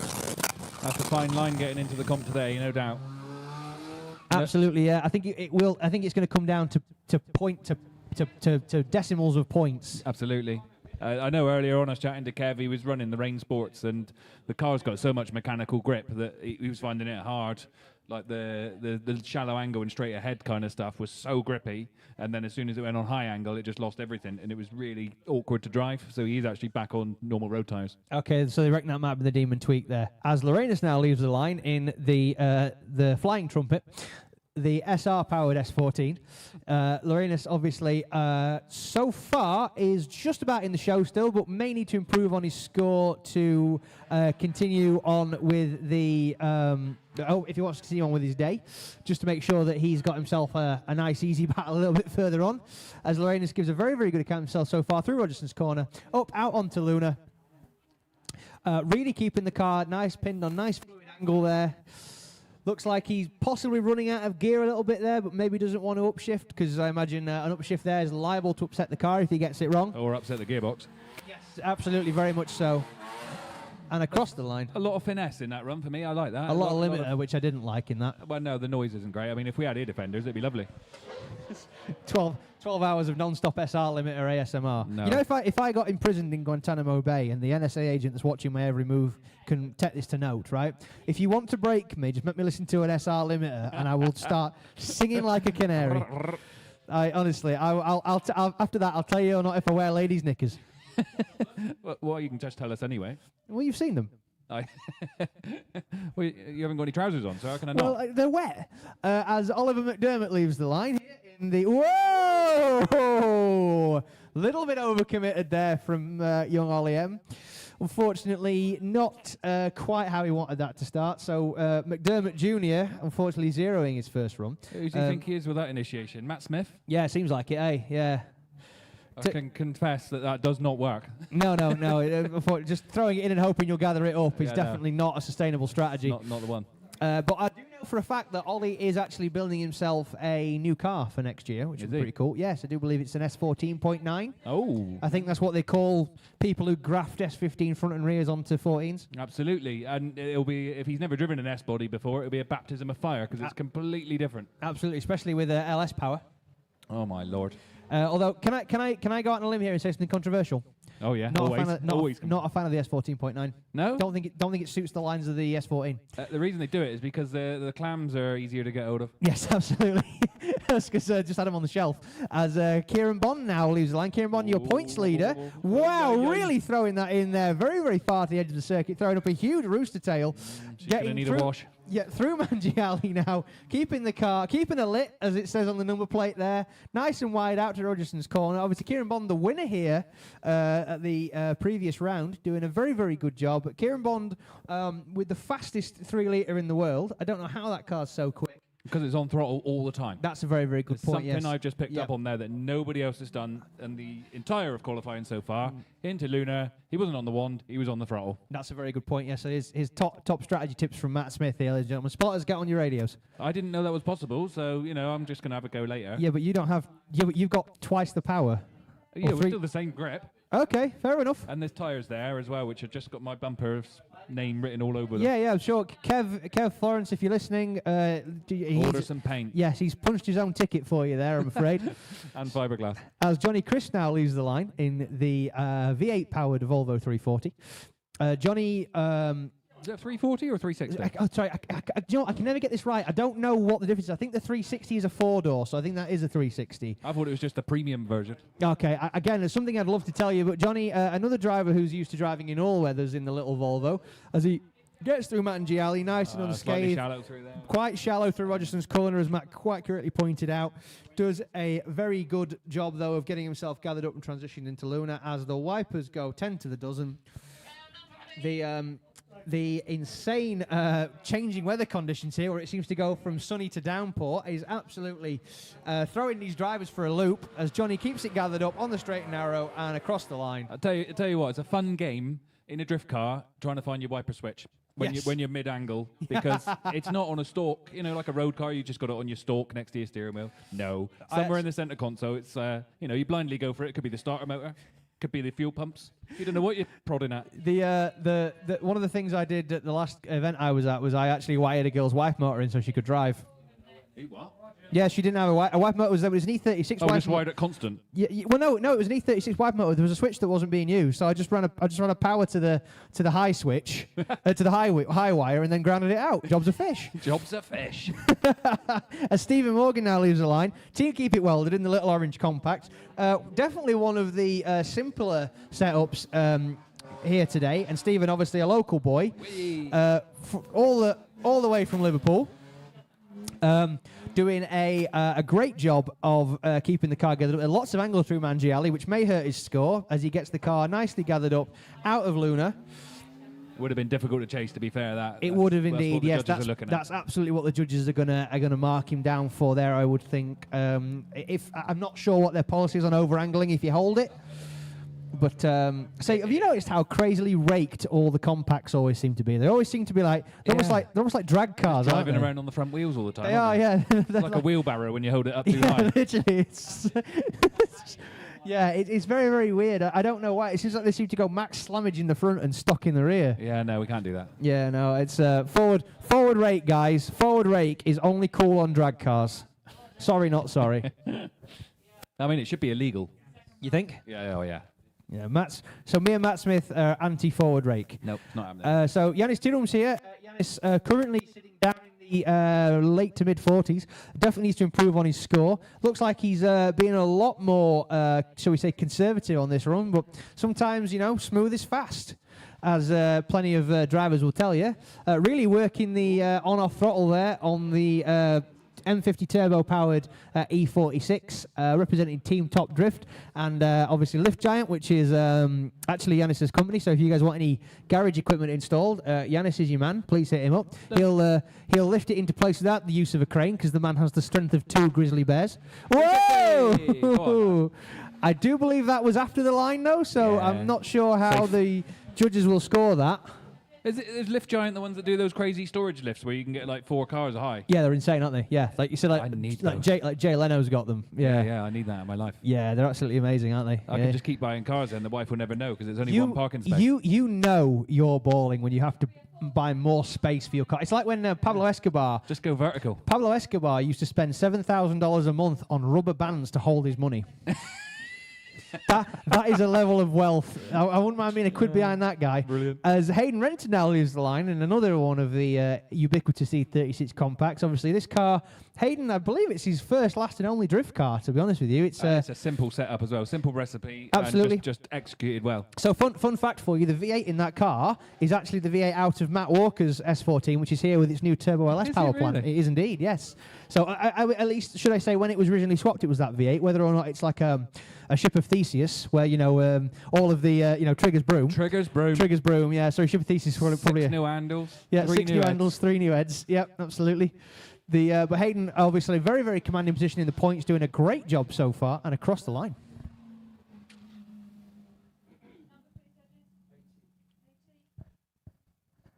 So it appears that we have McDermott Pearce out on the line. Scott, I didn't actually think Scott was here because he didn't come out for practice at all, but it does appear that he's rolled the car off the trailer and gone, right, I don't need any practice. My name's Scott McDermott. You might have heard of me. You might have heard of me. Yeah. Scott McDermott, obviously Team Skid Risk. The Holt liveried, SR powered, so earplugs at the ready. I really like Yogi not being here. I can talk crap on SRs all I want. And Oh, wow. what a very, very good entry there from Scott McDermott as he keeps the car nicely gathered up. Those Although- carbs look savage. Ooh, sounds like he may have possibly missed a gear there. Scott really working the limiter on that SR as he gets the car round Rogerson's and gets it gathered up ready for Luna on the transition, bringing the car nice and wide out to the edge of the circuit there. That would be a good chaseable line for the chase driver to follow in the event of a battle, so that will probably help his score there and across the line. Do you know what? That SR limiter it is tenable for me because I think because of the pops and bangs, it does kind of work. It doesn't sound too. Yeah. Are you turning? I'm not turning. God no, Jesus. Like you can like one thing of something and still despise it as a concept. I mean, I don't like spicy food. Do you I'll not? lay that out there. Not at all. Do you not? Not in the slightest. Do you know what do you the order? blander, the better. What do you order in Indian? What do I order at an Indian? Yeah. A taxi. Not interested. Oh wow. Okay. So we're not going out Maybe for curry. maybe they got a toaster. You can put some toast on. We're not off out for a curry tonight then. No, not at all. Old faddy Matt. Yeah, I might go next door and get some chips. As Heath Bamford leaves the line, that Sora looking very down on power there. Hopefully not done its old trick of throwing the supercharger belt off, as was its wont for quite a while. He's really, really having to work it hard. Getting the car nicely gathered up, though, and getting it through Mangelia, that mile-long Sora. It's the only car where you can hit a front clip and a rear clip in at the same time. Yeah. Obviously, those Soras, if you haven't actually seen one up close, they are enormous, great things, 19 and a bit feet. And the chariot of Mr. Heath Bamford with his taxi sign on the roof.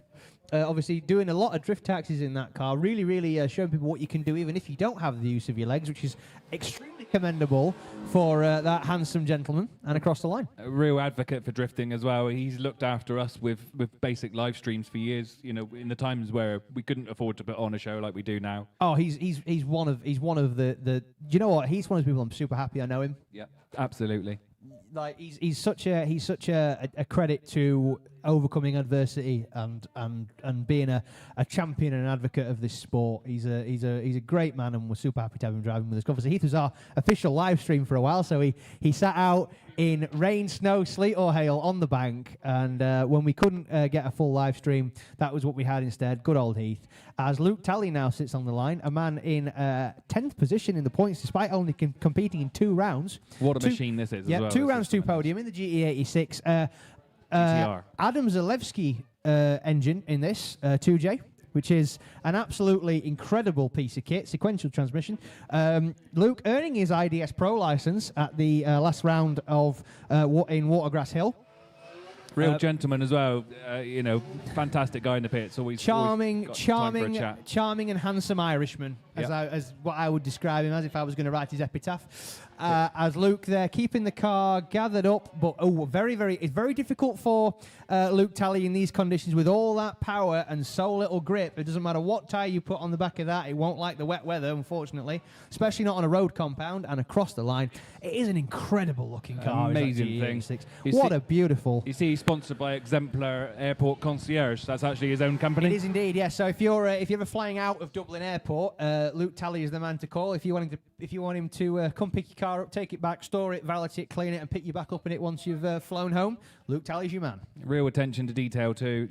Proper gentleman. Absolutely, yeah. What a guy. What a guy. Super happy to have Luke Talley with us this year. Said he might come back do a whole season next year. I really hope he does. Awesome if he did. Go on, Paul Seymour, big flip. Whoa! I know. Catching him unawares there, unfortunately, knocking the tyre bale very, very far. Hopefully not done any damage to the car bar, a touch of bodywork. It looks like an alignment job.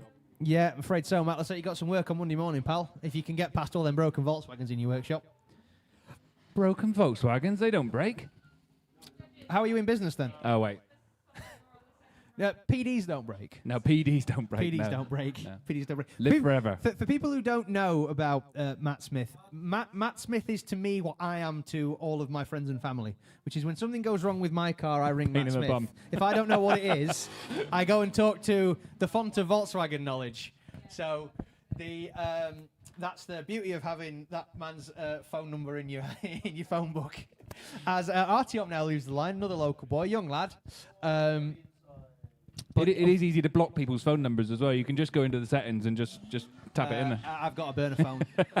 You'll never get away from me. What are we doing again? Oh, drifting. Yeah. Oh, yeah. Sorry. Yeah. Drifting. So, Artyom there doing a very, very good job so far, but a little bit shallow on all the clips. Judges really, really not wanting to see that because obviously very, very difficult to chase. But he's managing to keep the car gathered up. But it looks very, very slow. It's like he's got a ton of wheel speed, but not a lot of advancement.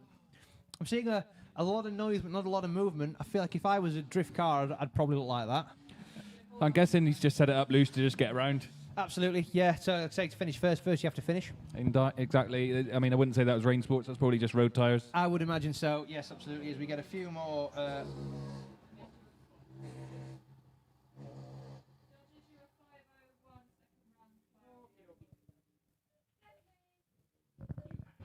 Sorry. That's it was. Sorry, I should be corrected. Paul Shields. Paul Shields S13 belongs to a chap called Martin Tyrrell.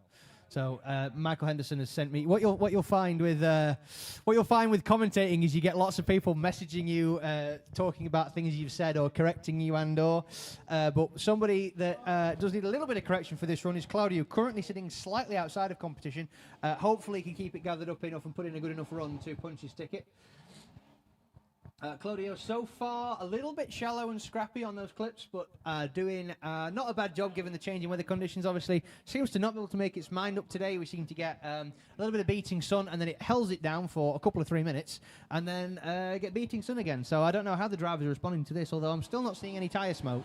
No, which means that there's no patches. The patches are the worst thing in the world for drifting. I did just see a bit of tyre smoke there from your best mate, Peter Malloy. Well, he does. I've just seen that you're currently messaging his brother Andrew there, so I imagine Andrew will either, I'm not sure if Andrew will be watching going, go on Peter, or I hope you hope you end up upside down. I'm not sure what the relationship's like. If it was me and my brother, I think it's S54 wars, isn't it? Yeah, if it was me and my brother, it would be some legit. My red one's better than your blue one. It would be some legit Cain and Abel stuff if it was me and our Sam, but I don't know what kind of relationship Peter and Andrew have got. So the brothers Malloy, the younger Malloy here, S54 under the bonnet of the E46. Good entry so far from Peter Malloy, the man who was praying for it to rain because it gives him plenty more liquid power. Very, very good so far from the Irishman, right out to the edge of the circuit there. What an incredible run so far from Peter Malloy. Absolutely brilliant so far through Mangiali, bringing it out nice and wide. Absolutely fantastic so far through Rogerson's. And the noise. Oh, absolutely. Getting it nicely gathered up through Luna Bend there. Just has to keep it planted, keep it going. Go on, Peter. And he will do an absolutely... Hopefully, this is going to score very, very highly from the judges. I'm seeing a lot of approving smiles and across the line. What a soundtrack as well. What a soundtrack, what a pilot. And I've got to say, I do like that car. I think it's beautifully fabulous. Prepared car by Peter himself, PM Auto Works over in Northern Ireland. Yep, so I'd say it might be, if you've got an S54, it might be worth a trip over the water. So currently Harry Cunliffe topping qualifying with an 85. Alex Williams still second with an 83.7. Ryan Milton third, 83.3. Could that be about to change? Possibly, yep. So we're going to get that in soon. I will run through, when we get a minute, guys, I will run through some scores with you. Sorry, we're just firing the cars up so quickly. I'm not getting a chance to update you on the screen. Oh, bit of understeer there from Edgars as he initiates in the Team Top Drift 1 series. Edgars, obviously, the car catching you unawares there, manages to gather it up, though, but it is going to affect his score. No matter how good the rest of the run is, the initiation was considered to be a bit scrappy. Though very lot of commitment there from Edgars, really swinging it out to the edge of the circuit there, but I think coming away just slightly shallow of the final clip on Rogerson's corner. As he gets the car gathered up now into Luna, you can see the wheel speed going on that car. He's definitely working it very hard. I don't think it's going to be enough to redeem the understeer. Unfortunately not, no matter how much angle he dials on. Understeer really is the enemy in drifting. Yes, Edgar's currently 27th with a 57.7. So really does need to improve a little bit if he wants to get himself definitely clear. Most drivers have now done their first runs. We're missing, I think, about 3. So the main thing here is, where has Peter Malloy dropped in? Yes, and he's bested Harry Cunliffe by 0.3 of a point. What a man. 85.3, Peter Malloy on top. So Callum Allenby, yeah, looking to Ben Steph, we're sorry, looking to eclipse that there. Currently sitting in 5th place, 82.7. Callum really is a fantastic driver around this track. He's had a lot of taken a lot of silverware home from this circuit.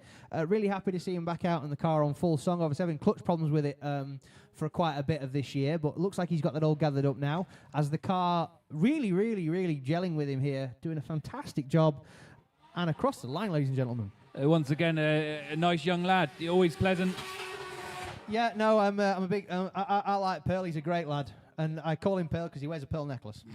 And do you know what? He actually stopped wearing. He had, one of the Vivienne Westwood pearl necklaces that I was thinking for girls. Yeah. So I just started calling him Pearl, and then he stopped wearing it. Oh. And I said, "Have you stopped peer pressured him Have you into stopped that? wearing it because I keep calling you Pearl?" And he said, "Yes." You horrible man. I know. I feel so bad.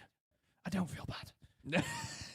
It's funny, isn't it? But no, he's a good lad, a future advocate for the sport, always smiling. Absolutely. And like I say, Ben, Steph, and all the guys over there keep his car running. Absolutely great bunch of folk. As Sergey now leaves the line in the long roofs for the win. E36 Touring, M57 under the bonnet. Does need to improve a little bit if he wants to get himself back into the show. But a little bit shown up very good there. Actually, to be fair, bringing that back in. Oh, whoa, but a bit of a wobble there. Almost over-rotates. Just manages to get it gathered back up. That is probably going to impact his score slightly as he brings it around Luna Bend there, doing a good job keeping the car on plenty of angle. Obviously, a local driver. There's a lot of the practice days here, so we'll know that corner intimately. And across the line.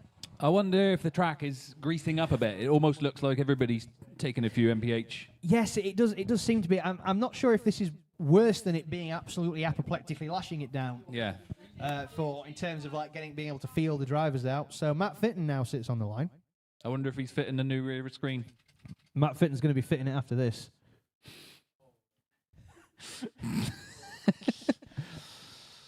Right, so Mr. Fit and Fab doesn't do a Paul Seymour and yeet the tyres, which is always a good start. So doing very well so far. It's a good initiation there. Possibly a tiny wee bit tentative, but definitely not a worrisome by any stretch of the imagination there. You've got to initiate well and keep the wheel speed up is the main thing, which is Matt's doing a manful job of so far. Keeping it out nice and wide there. Very good show through Rogerson's in the 250 brake horsepower BMW E46. Obviously, that car about 2 weeks before Driftland was a shell. So Matt's done a fantastic job to get it together and out for the last 4 rounds of the year, bringing the total team running contingent up to 3 and across the line. So it's not the fastest run, but certainly very fluid. Transitions are great, very chaseable. Yeah, Matt currently 29th with a 57. Possibly a little bit of an improvement there, jumping up the order. Currently, the drop zone is 52.3, and it is our good buddy Alfie Hunter that's on the drop zone at 52.3. Has he done his second? He has not. He's just first in the queue there. I can just see his legs. Oh, I can see his because legs. The doors are see-through, aren't just they? Showing off, isn't he? Yes. As Molly Kerr now leaves the line. Molly Kerr, obviously the young Irish maiden in the 350Z. So nice and deep. Looking good in through clip 2. She is using a lot of handbrake, but that's Molly's style, and it's just to settle the car up. Through Rogerson's looking nice and deep, and probably one of the deeper cars into this section, into Luna here. You can hear Molly is absolutely pedaling the hell out of this little thing. This is literally all it's got. It's geared almost perfectly, I'd say, for this. Yeah, with it being a standard manual gearbox, it's a 3.7 ratio diff, so it should be absolutely ideal for this as Molly leaves it in third, and Elephant's away round. No, yeah, sad elephants all the way. Off she went with a trumpety trump. Trump. We should be, do you know what? Do you know what? My the VQs and everything. Yes, they're not the best sounding as well. But I will tell you something. The 3% that wow, no, VQ or SR then? VQ. Oh wow. No, right. Here's my thing about VQs. Is one thing about VQs is that the VQ that I've had experiences with, right, which is the one that was in our practice car, is absolutely the sweetest engine ever. It's the most reliable thing. Have you ever heard one with a 6-branch? No. Oh my God. Bad or good? Oh, amazing. Oh, really? Okay. Transforms them. Absolutely. It's a totally different thing. So a man currently sat on the drop zone here, really needing to improve on a 52.3, is Mr. Alfie Hunter. So Alfie really needs to let it all hang out here. Obviously, Alfie, that car running naturally aspirated for several years. Alfie now building a supercharged setup for the car. Sounds absolutely incredible. Really cool noise coming from the supercharged BMW V8 under the bonnet of the S14. Alfie actually has become a little bit of a font of information for us with the S14 that I look after. Oh, he says he knows a lot. Well, do you know what? He gave me actually one of the strangest tips ever, which is we had trouble with the car getting hot on the Smearthorpe Oval. Oh, yeah. And he said, weld the water pump up. And I went, are you having me on? And he went, no, I'll show you. If you plug this bit of the water pump and weld it, it forces the coolant to go around the hot circuit in the engine. Right, yeah. And I said, okay. Do you know what?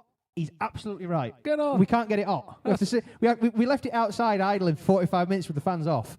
Well, that's the most impressive thing he's ever done. Isn't it? Well, we're waiting on his qualifying score. It could get better. Yeah, that's true. Yeah, it might be the second most impressive thing, although I'm not quite sure if that will be an improvement. But somebody doesn't need to improve. Michael Bennett currently sitting 8th with 78.7. Massive initiation. Whoa, Doctor! No, Nope, can he hold it? couldn't do No. He wrote checks that the car couldn't cash. But the thing is, though, is he didn't need to hold it because he's well in for qualifying. Yeah, it's worth a bash. Yeah, 8th place. It's like what Jack Shanahan used to do back in the old days. You know, go out, do one run, get like a 90. And then like just go out and be like, whoa, I'll do a 360 entry. You know, like why not? Bit of a laugh. It's all fun and games until somebody crashes into the wall. Let's not jinx anybody. No. I mean, Angry Alex is on the line now, so you know if anybody's going to find the wall. A man who's got a year's worth of heartache to exorcise here. The car that has had was built out of, I call it Project Phoenix, built out of the ashes of the 2JS15 that we sadly lost in the HP Works fire. Had multiple engines. Alex has been borrowing cars left, right, and centre to try and make rounds. Has unfortunately not been able to for a couple of rounds. But now he's got it back, and do you know what? It's like this whole setup was just kind of waiting on him. It seems like for somebody with what's ostensibly very limited seat time in the car, it's doing him absolutely proud. Alex is a natural driver. He is really savage. Not very mechanically sympathetic, but he is a driver. Do you know why he's not mechanically sympathetic? No. Because he can't fix a car. Well, you know, you can at least appreciate breaking things. Yeah, but the thing is, I find the people who can fix cars, they have a lot more mechanical sympathy. Whereas if you don't know what connects slot A to socket Y, right, you don't care, do you? Because you just give it to somebody else. Yeah, but a clanging and banging noise is a clanging and banging noise. It is a clanging and banging noise, but it's all right if you're so locked in you don't realise the clanging and banging noise till after you're upside down flat. on fire. Flat to the mat. Absolutely, flat to the mat there. So.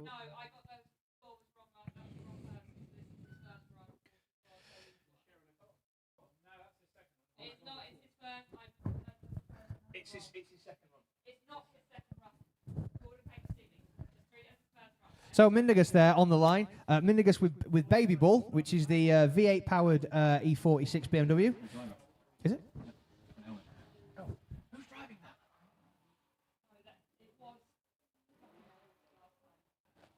So It is a bit of a mixed match here because we got drivers sharing cars, and we all know, as you do in the car community, you know the driver by their car. You don't know their Absolutely. name. So it does appear that unfortunately because I didn't have my X-ray specs on. No. That was actually the first. This is actually Mindigus' first run, and the previous time we saw Baby Bull out was actually Jake Rolls. So Jake Rolls in the diesel fighter, the M57 powered E36, which I believe is just pitted right over there. Sadly, appears to have bowed out of competition. Whether that's mechanical failure or what, we don't quite know. Ran out of diesel. Ran out of diesel. Ran away with itself. Yeah, ran away. Yeah, that's. Have you ever seen a diesel engine run away? Oh, with itself? I've been very close to all that. A couple of those going off. Yeah, I remember. Do you remember Scrappy Challenge, Scrappy Races? Yeah. The first time I ever saw a diesel engine run away was on that when those bumpkins were like messing with that Merlin engine, and he wound the fuel cut off nut out. And it all, they were from down your way, weren't they? They were Devonshire. So we're not all like that. No, I know they're not all like that because you're still alive. Yeah. But as Rocky P now leaves the line, Rocky Fabreza, Rocky currently sitting on a 0. So somebody who will absolutely need to improve on his score because a 0 don't get you in the show, and especially not right now because currently the qualifying cut-off is being held by Mr. Rob Spray on 56.3. So Rocky P there really swinging in that little. E36 BMW, again with the best engine ever built, which is the BMW M60 V8 under the bonnet. I don't know about that, Harry. Well, I don't know, but do you know what? There's one thing that you can lay the claim to all the BMW V8 powered cars here that you can't lay to any other powered car. What's that? They all work. Wow. You've just watched back-to-back runs of 2 cars of BMW V8s. Yeah. I mean, there's other things in life that work that I don't want anything to do with. Such as? Well, all right, okay then. All right. I don't know if it's going to be mic friendly. Right, okay, right, not safe for work. No. Right, fair that makes sense. Talking of VQs as well. Talking of VQs, in fact, do you recognise this chassis? It's a slightly less sad elephant, this one. Well, I know exactly where the chassis came from. Yeah, so do I actually. Yeah, so previously contested by Luke Barker, now owned by Ross Juniper, Mr. Dragon Performance. If you don't know him, he builds lots of crazy rotaries and has lots of cool tattoos all over his head. So Ross Juniper there flings it in. Good initiation there. Nice flick to angle. Whether it was the deepest or not, yes. That's the only thing about that. Ross there, right out to the edge of the circuit. Oh, but upsetting his line and wobbling. Has to reinitiate. That's going to hurt him dearly, if not 0 his run, unfortunately. Ross having a very, very long hiatus from drifting, only recently getting back into it, having built a couple of 350s. That one, apparently, Ross was telling me that... so that car actually has a standard 350 loom and ECU in it. And he was telling me that he managed to get the loom down from something like 270 wires to 20. Which is incredible when you think about it. You can't do that with a V8. No, you absolutely cannot. No, mainly because you need 32 wires just to run the damn thing.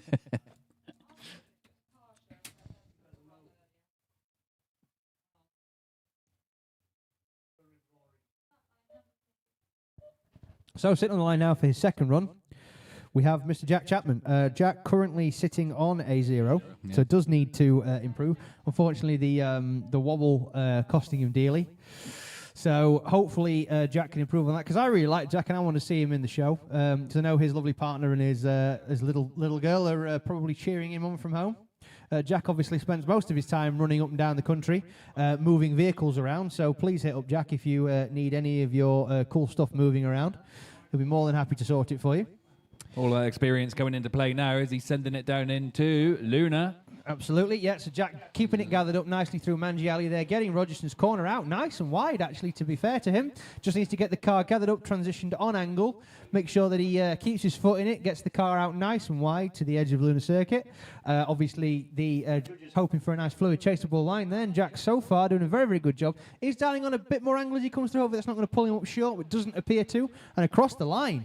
Very good run there from Jack Chapman. Yep, very impressed. Seems like those alignment specs you gave him are apparently coming into their own. Well, it's easy to forget this is his rookie year. Absolutely, it is his rookie year, and it's a brand new car. Well, it's not brand new. It's new to him. Yeah. It's not brand new. Do you know anybody who's got a brand new car? No. I'll tell you who has, actually. Anybody who's got like a GR Supra in drifting, 9 times out of 10 it'll be a brand new GR Motorsport. Never used on the road. Yeah, no, a lot of them. I don't think I don't think the RTR Mustangs have road car VIN numbers. No, I think they're like nothing at all. I think they're like RTR 001, RTR 002. Yeah. So, How cool would that be? yeah, that would be well. I mean, you can do it. You just need $500,000. You know, Why haven't you done it yet then? because all my money goes to you. Oh. PD advice. The advice. If you start charging by the hour, I'm going to be broke. As William Hardy now heads out, he's doing a very, very good job so far, keeping it quite conservative, but definitely wanting to make sure that he's not come all the way from up Scotland just to not be in the show. So currently, William Hardy is sat fourth from the bottom on a 60.3. I think this all, so far, if he can hold it together, this looks like an improvement. Absolutely, I would definitely say it's one of the better runs I've seen so far. Whoa, big backfire there and a slight hit on the rumble strips. Oh, whoa, the ice. Doctor! No. And Bubbles gets showered in grass. Just wash this coat. Oh.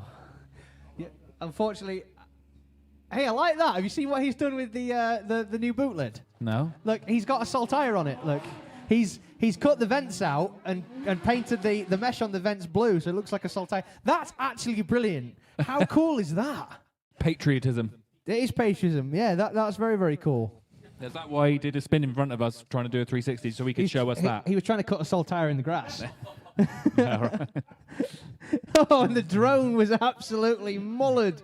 Oh, goodness me. I'm afraid, no, there'll be no drone camera for a little while, as it appears to have been absolutely caked. Looks like it's done a motocross day. Goodness me. Right, It Rob looks Spray like coming into clip wow, one. Nice absolutely. flick. Yeah, Rob Spray, somebody who's now out of... Keeping it out of the mud. Yeah, Rob Spray Nice and wide. Yes, absolutely. So Rob, currently sitting outside competition, really needs to improve on this. Rob, so far doing a great job there in the engine tuner prepared 2J self-built CD09 gearbox acquired just earlier on this week. That's a big ask from a CD09. It is indeed, yes. I believe the problem Rob has is it keeps breaking input shafts. Well, it will. It's Yeah. like 3 times the power it's designed for. That's true, but they're supposed to be super strong, aren't they? Well, for normal power levels. Yeah, I suppose, and probably not for Rob Spray's right foot either. No. So, as he keeps it going all the way to the end. Incidentally, while Rob Spray's on track, I should also shout out, I've had a message from the lovely Lily, who's part of Team Misfits Garage, asking me to shout out one of Rob's crew. That'll be James McCourt, and that's coming from the whole Misfits Garage team. Happy birthday, James. Happy birthday. Many happy returns to you, buddy. Do we ask how many is it, or is that rude? I don't think you're allowed to. You should never ask... what was the thing? You should never ask a man her age. Never ask a woman her age, a man his salary, and something else. There's something else on the And end. Rob Spray is power level. And Rob Spray's power level, yeah, very much so. Oh, dear me.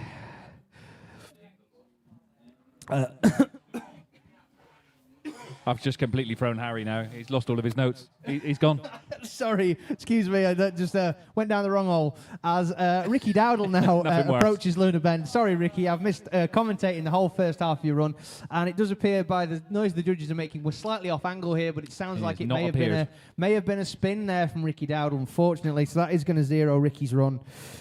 Ricky currently in the Is he safe? show, I believe. He's in 28th position. 28, reasonably So- safe. Twitchy bum time, but An reasonably safe. agonising wait for Ricky Dowdle is how I would describe it.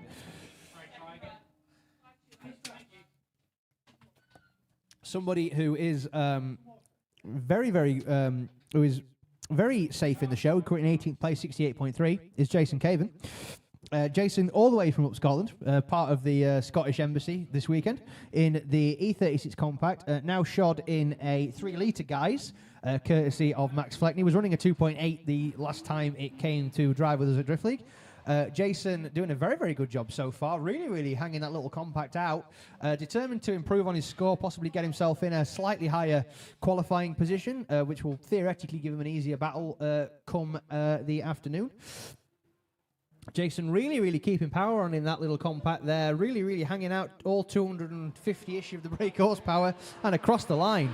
Nice tidy little run, that. Absolutely. It's, it's a nice tidy little compact as well. Like, yeah, yes, it's still got the compact rake, but it looks real smart, I think, with the strong wheels on it. And it makes the baby Jesus cry. yeah. Reverse rake. Reverse rake makes baby Jesus cry. But he calls that the Strompact now.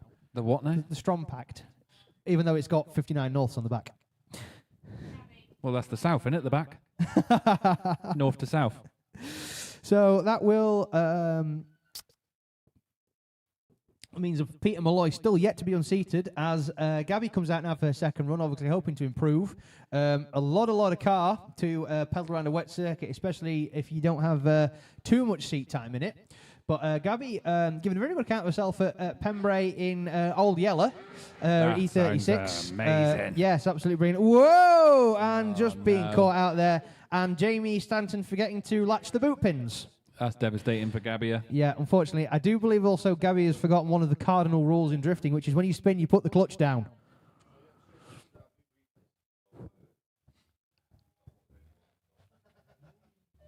Yep. So, ladies and gentlemen, rule chapter 1, verse 1 of drift cars. When you spin, clutch in.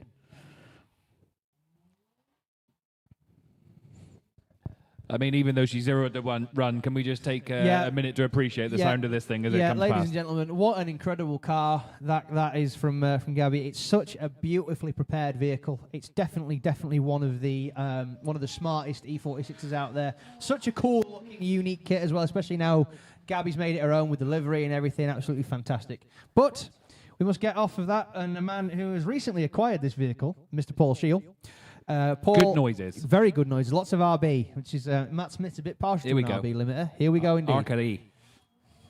So Paul really doing a fantastic job so far of keeping the new to him 180SX under control and making sure that he gets nice and wide out to click. So they're a little bit shallow there on the exit to Rogerson's. Now needs to get the car set up, leveled, and ready to fire around Luna, keeping the wheel speed up. Nice bit of angle there from Paul Shield. Obviously, did drive the practice day in this car just to get his eye in with it. And across the line with lots of limiter. That's a Kevin Quinn limiter, that. That is a Kevin Quinn limiter. I would guess it's probably a Quinn M Sport chassis of some description. Just with a Bradley map. Yeah, Richard Bradley, his RB maps are... When he's got RB for his initials, you know he's going to be good. Yep. So... Plus limiters are his thing. Absolutely. I don't know if you remember there's a fantastic video of like an E92 that he'd swapped an RB into where he's going through the Samsonus on the dyno. And, it sounds like a Formula One car. It's absolutely insane. It was like #bring back V10s. His neighbours must love him. Absolutely. Now, a man who really has it all to do now is Jack Coburn. Jack in a very, very commanding position in the points, 5th place. Could theoretically jump himself up the order here, but he has to qualify, and he's currently sitting on a 0. Looks like Amjad's remembered to latch the hatch this time, which is always a boon. No active aero this time, upsetting his line, as Jack flings the blood red E30 Touring in. Keeping it nice and wide there, but just falling maybe a tiny bit shallow of the Clipper Rogerson's, but not enough to severely impact his score. Just getting it nice and set up, ready to power out of Luna up towards the end of the scoring zone. That is a much more Jack the Plumber run. That is Jack the Plumber. Did you know Jack's a plumber? Yeah, I did. Did you? I didn't know Jack was a plumber, but if you look at... He didn't just name himself that. For anybody who didn't know Jack was a plumber, if you go on his Instagram at Jack the Plumber... or TikTok at Jack the Plumber. He's really proud of his career. I shared one of his videos the other day because it just really cracked me up. The one of the spotter radio one. You see that? Yeah, absolutely fantastic. There's been some real virality going on at the minute. Harry Kerr's currently sat on 12 million views with his fancy footwork video. Oh, he blatantly ripped me off for that, though, didn't he? Yeah, absolutely, yeah. I think it would have been funny if there was like a third foot in there. That would have been... Yeah, right. Yeah, that would have been brilliant. Probably has got a third foot the way he drives. Yeah, he's Irish. Ian Warpole now leaves the line. Single jingles for the win in the M20 Turbo E30. Ian obviously really working hard to get this setup somewhat lined up and straightened out. Looks like the car is possibly not 100%, but it sounds like he's managing to feather his way through it as he keeps the car nice and wide. Main thing with that E30 is, not to spin it and keep it pointing in the right direction. I think the track is greasing right up, to be honest. This is happening to drivers I don't expect it to happen to. No, absolutely. One thing I will say about Ian is it's never normally it's never driver error with Ian. It's normally the car not wanting to play ball. He's a nearly very, always. very, very, very good driver. So unfortunately, I do believe that may be curtains for Ian Walpole. Prepare yourselves for V12 noises. Lots of V12 noises.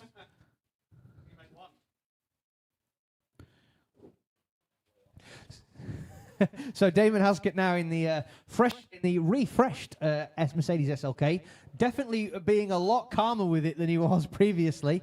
Really taking a lot of time to try and develop the chassis over this season. It's not the easiest thing to drive. It's a short car. It's got a lot of power. There's a lot of weight with the front axle. Oh, and it shuts down on him. Oh, goodness me.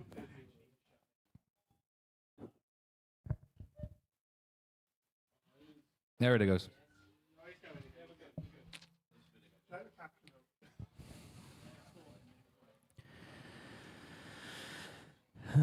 So while Damon Haskett completes his lap, we'll just quickly run through the top 10 qualifiers. Peter Malloy, first place. Harry Cunliffe, second place. Callum Allenby, third place. Alex Williams, fourth place. Ryan Milton, fifth place. Kieran Bond, sixth place. Jack Coburn jumped into seventh place in 80. Eighth place, Hayden Renton. Ninth place, Jason Caven with a 78.7. And 10th place, Michael Bennett, also 78.7. Good to see. As Matt Gell now leaves the line. Matt Gell currently second from the bottom with a 60.7 on the board. So Matt probably needing to improve his score here in the Mac Tools 350Z. Matt is a Mac dealer by trade, so make sure you hit him up if you're in the Hull area for all your shiny Mac things. So Matt there doing a very, very good job so far, but kind of shallow on the last clip there before Rogerson's corner. Just needs to make sure that he gets the car transition nicely and out to Luna. Obviously, Matt has a bit of history with the Luna bend curb before it destroyed a brand new Strom the first time he drove the car. Oh, they're not. You can't break them. Oh, you can. I've seen Martin Strom when he hit the wall. It's on Brandon. It's in Brandon's man cave now. It's quite impressive. He shut it down like a computer.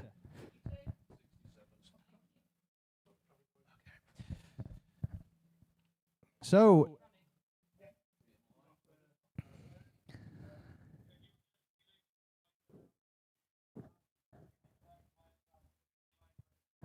So I've just noticed here, unfortunately, Damon Haskett appears to have some mechanical issues that have meant he's unable to drive off track. So we are going to have to get him recovered. Don't worry, he's well clear of the scoring area, which means we don't have to halt track, fortunately.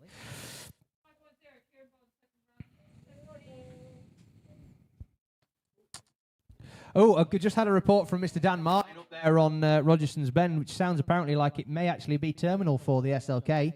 Very, very sad. No. As Kieran Bond now flings in. Kieran Bond with it all to do. That is your points leader, ladies and gentlemen. He has the all to do this time. Last time we were at Three Sisters, Kieran Bond was top qualifier and top step on the podium.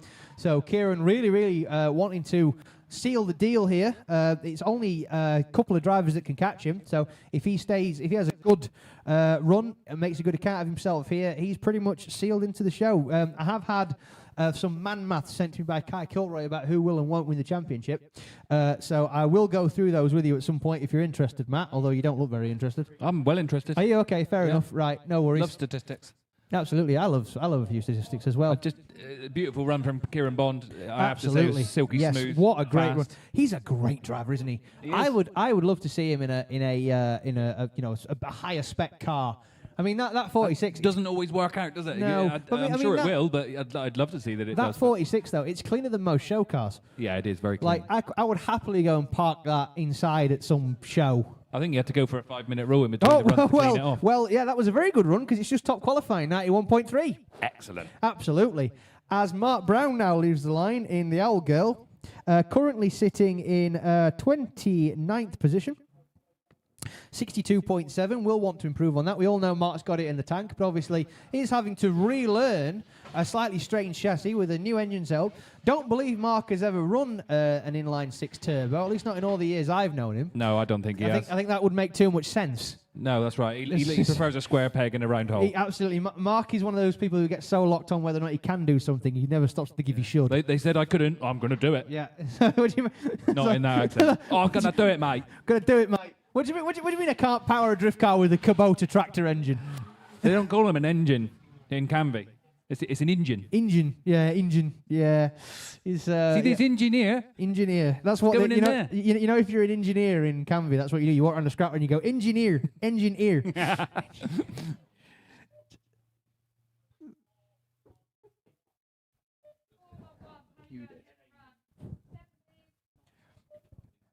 So currently 32nd position being occupied by William Hardy on a 60.3. So that means that Mr. Paddy Byrne needs to best that if he wants to be in the show. Sitting on a zero, isn't he? Sitting on a zero in the LS3 powered S15. Unfortunately, the entry costing him dearly on his previous run, but giving a much better account of himself here, being the driver that we all know Paddy Byrne to be capable of. Obviously, Paddy, now that car's 100% on song. Paddy did actually say that one of the best mods he did to that was going back to a standard LS power steering pump. Because the Astra pump just wasn't boosting it enough for him to be able to haul the car back in when it was starting to over angle. So the looks a lot more like the Paddy Byrne we used to seeing here, with all the limiter as he goes past us. Team keep it welded. I don't think Paddy knows anything other than full send. Absolutely, so yeah. For somebody to talk him into actually doing a bit of a safer run. Have you seen the logo for Keep It Welded? No. It's a throttle pedal being pressed by an Air Max 95 with an ankle tag and a tracky bottom. That just made me absolutely howl when I saw that. I thought it was so funny. But yeah, obviously, all the Keep It Welded boys out there in the pits, they'll be absolutely cock-a-hoot for Paddy there. So Luke Talley off the line in the GTR, so 86. Paddy Byrne does improve, 66 points, 26 places. Luke Talley now. Luke Talley currently sitting 23rd on a 66.7. Lots of people around the late 60s, early 70s bracket here. So Luke really needing to bump his score up here if he wants an easier first battle in the Exemplar Airport Concierge GTR 86. Drop there. Sounds like Luke really not sure of gear there. Do believe that has a quick change in it, but it looks awfully like he's trying to stall the car as he drives, as if he's driving completely on the brake or something. Definitely doesn't sound as sing-songy as previously. Luke is a 100% driver. He's not mechanically minded, so no, absolutely not. He will just drive what's given to him. Absolutely not. No, I'm wondering if maybe they've played about with diff ratios there or something, perhaps, because it is a quick change in the back of that. Quite possible. So, I believe the cars are looking after him on the mechanical side. Yes, they are. Yeah, got Harry on the spanners, which is because obviously Harry Kerr doesn't actually need to drive tomorrow, so he's not. Nope. So he's gonna let somebody else have a crack at winning. Me? Well, maybe. You got to win a battle first. I'm going to have to. Oh, Yeah. sorry, was that too soon? They cut deep. Sorry, mate. That cut deep. Sorry. Why? Oh, I don't know. I've got to say something. Thought you haven't I? liked me. I've got to say something. I'm a commentator.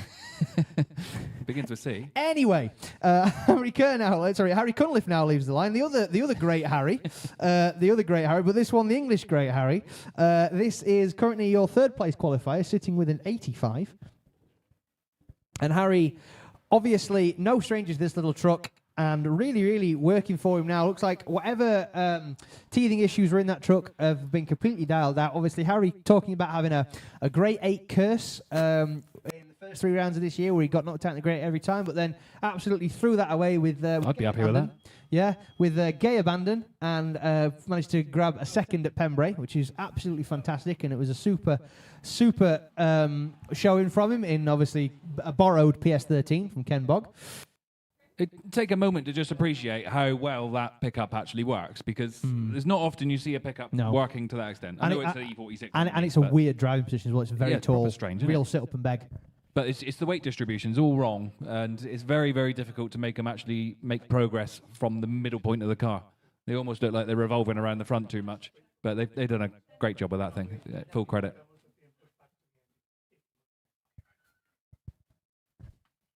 So Oliver McDermott now leaves the line. This will be the second half of Team New School. Oliver McDermott in the 328 E36 Coupe. Good choice. Yeah, absolutely. Yeah, no. At one point, there was no better car to learn in than the 328. It was definitely the chassis of choice for a lot of people, especially 10 years ago when you get them for Thruppence Halfpenny, although they're a lot rarer now and a lot more expensive. Thruppence Halfpenny. And they're a lot rarer now and a lot more expensive. But Ollie definitely not making the same mistake that caught him out the last time, and giving a very good account of himself, showing that he is the driver that we know he's capable of. Obviously, Ollie coming up through the SDC ranks and things like that. Very capable young driver, and across the line.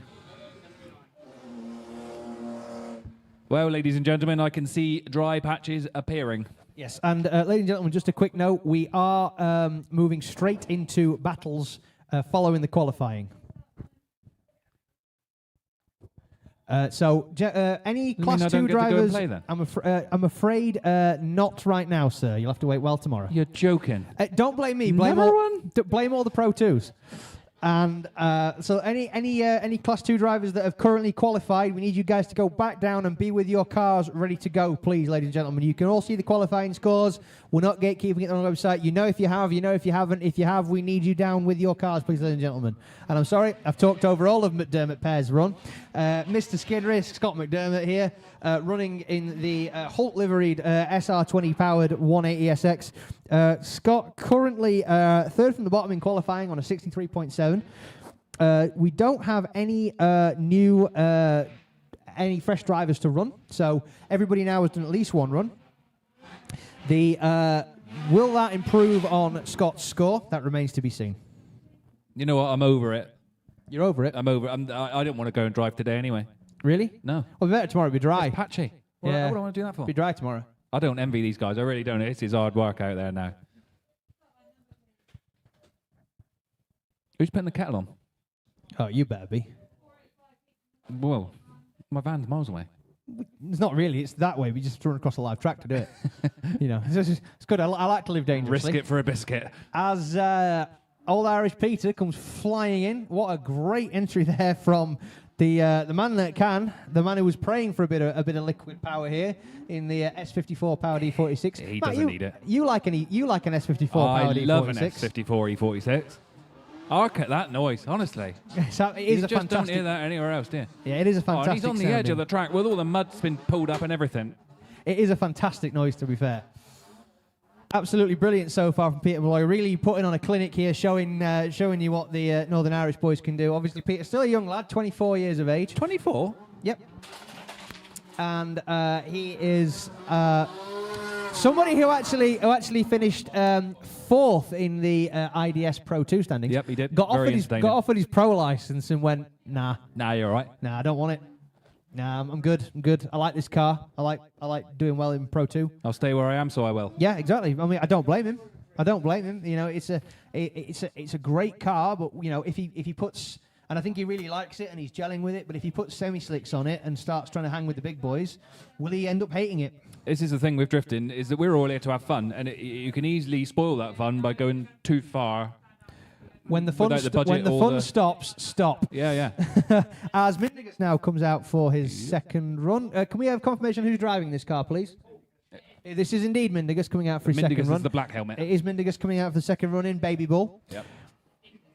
So Mindigus there giving a very good account of himself so far in the M60 powered E46 BMW. Nice line into Luna. Very, very good line indeed. Mindigus is actually doing quite well in the points this year by being incredibly consistent and a very good driver. He has his fresh build prepped, his E92, which will be absolutely fantastic to see once that's all finished, with a full fresh kit, a full fresh livery.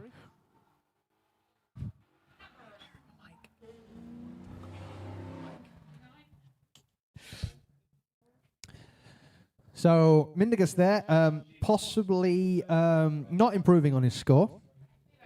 So currently the drop zone will be Jarvis Williams in 32nd position. This is the worst place to be at this time of qualifying. Absolutely. So currently everybody on a 0. In fact, there is nobody on a 0 who hasn't had a second run. Oh. So we just have the last couple of drivers to go through and qualify. This will be Stephen Morgan.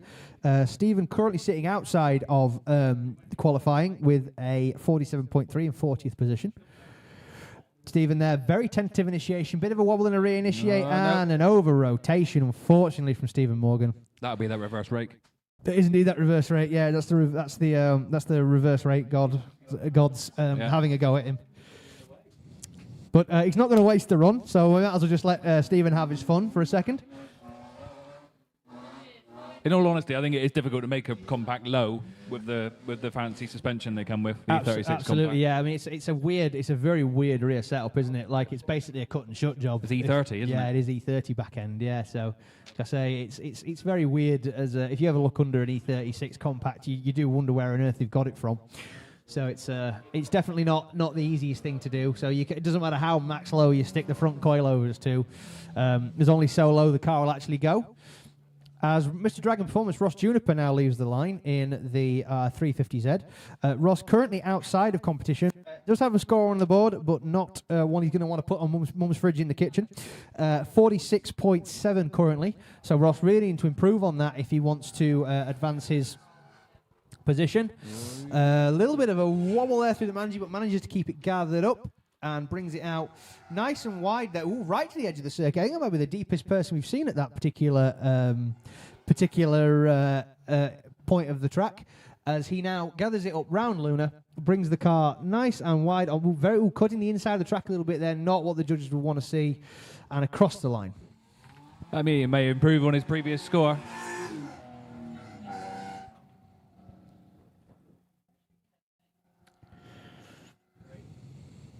Oh, Mr. Smith, you were correct. It is a Richard Bradley built car, Paul Shields. Knew it. Yeah, you just heard the limiter. Went, yeah, Richard Bradley. Yeah, loves a limiter. I love a bit of a limiter, me. Richard's probably the busiest man in tuning in Ireland. Like, I watch his stories all the time, and he is non-stop. He looks burnt out, and like he's so good at it. But I think he just needs to say no sometimes. Yeah, absolutely. I unfortunately my only time I ever met Richard Bradley was when he put his car on its lid. Oh, that was awful. I felt so bad. It was a real shame, yeah. And he was, but apparently, like he was really annoyed about it, as was his wont. So I didn't want to press him and ask for tuning tips. Anyway, our final qualifier now leaves the line. Arrestus there in the S14 M54 turbo power under the bonnet of the Kudos Kits S14. Arrestus currently out of competition, so will need to improve on his score. Currently on a 59.3, which he's a roughly 35th position. Well, he is 35th position, so does need to improve. It sounds like there's a few groans from the judges. Sounds like something very, very unhappy on the transition there. Something that the judges didn't want to see. Obviously, judges watching mainly from the drone footage, so a much, much better view of it than we have up here in the tower. And across the line from Arrestus. And that will do it for qualifying, ladies and gentlemen. So I will just very quickly run you through.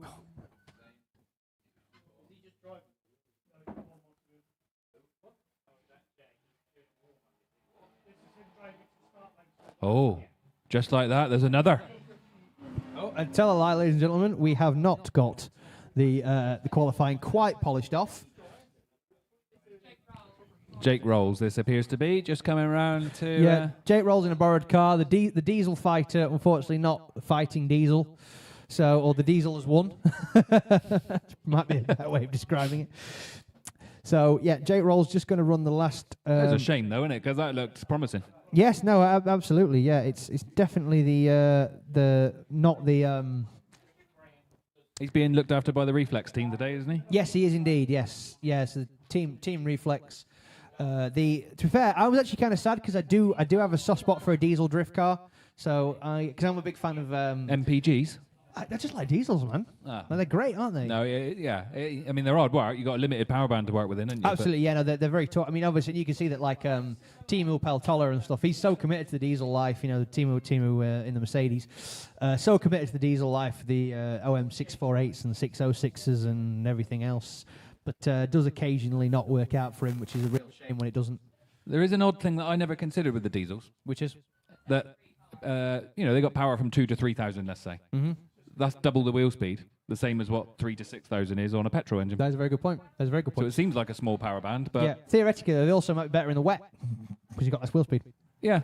So I don't know. It's a weird one anyway, but it doesn't matter because Jake Rolls isn't driving a diesel. He's driving Mindegus's. He's driving Baby Bull. So Jake really needing to put it together here, but whoa, very, very and stalls up and goes into a rolling burnout, which is seriously going to impact his score there.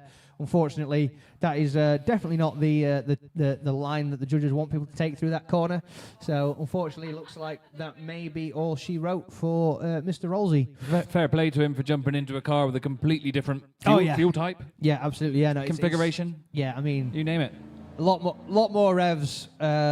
Lot more linear power band, so definitely not the way that he wanted it to go, unfortunately. Yeah, so ladies and gentlemen, that will do it for us for qualifying. I'll quickly run through your qualifiers from 1st to 32nd. In first place, Kieran Bond, 91.3. Second place, Harry Cunliffe, 85.7. Third place, Peter Malloy, 85.3. Fourth place, Callum Allenby, 84.7. Fifth place, Alex Williams, 83.7. A triumphant return there. Ryan Milton, sixth place, 83.3. Jack Coburn is seventh with an 80 dead. Hayden Renton, 8th, 78.7. Ninth, Jason Caven, 78.7. 10th, Michael Bennett, 78.7. Popular score. 11th, Lorenus with a 78. 12th, Mindigus with a 77. 13th will be Johnny Chris with a 76. 14th, Oliver McDermott with a 76. And 15th is Vicky Wiverlinch on 75 in hubby's car. 16th, Paul Shield, 73. 17th, Jack Chapman on a 72.7. Very well done to Jack. 18th, Matthew Gell with a 71.7. I'm sure he'll be absolutely buzzing about that. 19th, Heath Bamford, 71.3. 20th, Sergey on a 71.3 also. 21st, Scott McDermott, 70.3. 22nd, Alfie Hunter, 69.3. 23rd, Nathan Rudd, 68.3. 24th, Matt Fitton, 68 dead. 25th, Luke Talley, 66.7. 26th, Kai Bala, 66.3. 27th, Mark Brown, 66 dead. 28th, Paddy Burns, 66 dead. 29th, Molly Kerr, 65.3. 30th, Arestus, 65 dead. 31st, Rob Spray, 65 dead. And 32nd, just sneaking in, is Yanis on 64.7. Commiserations to Javis Williams, Ricky Dowdle, William Hardy, Claudio Edgars, Paul Seymour, Jake Rolls, Rocky Pabreza, Ross Juniper, Stephen Morgan, Kev Florence, RTO,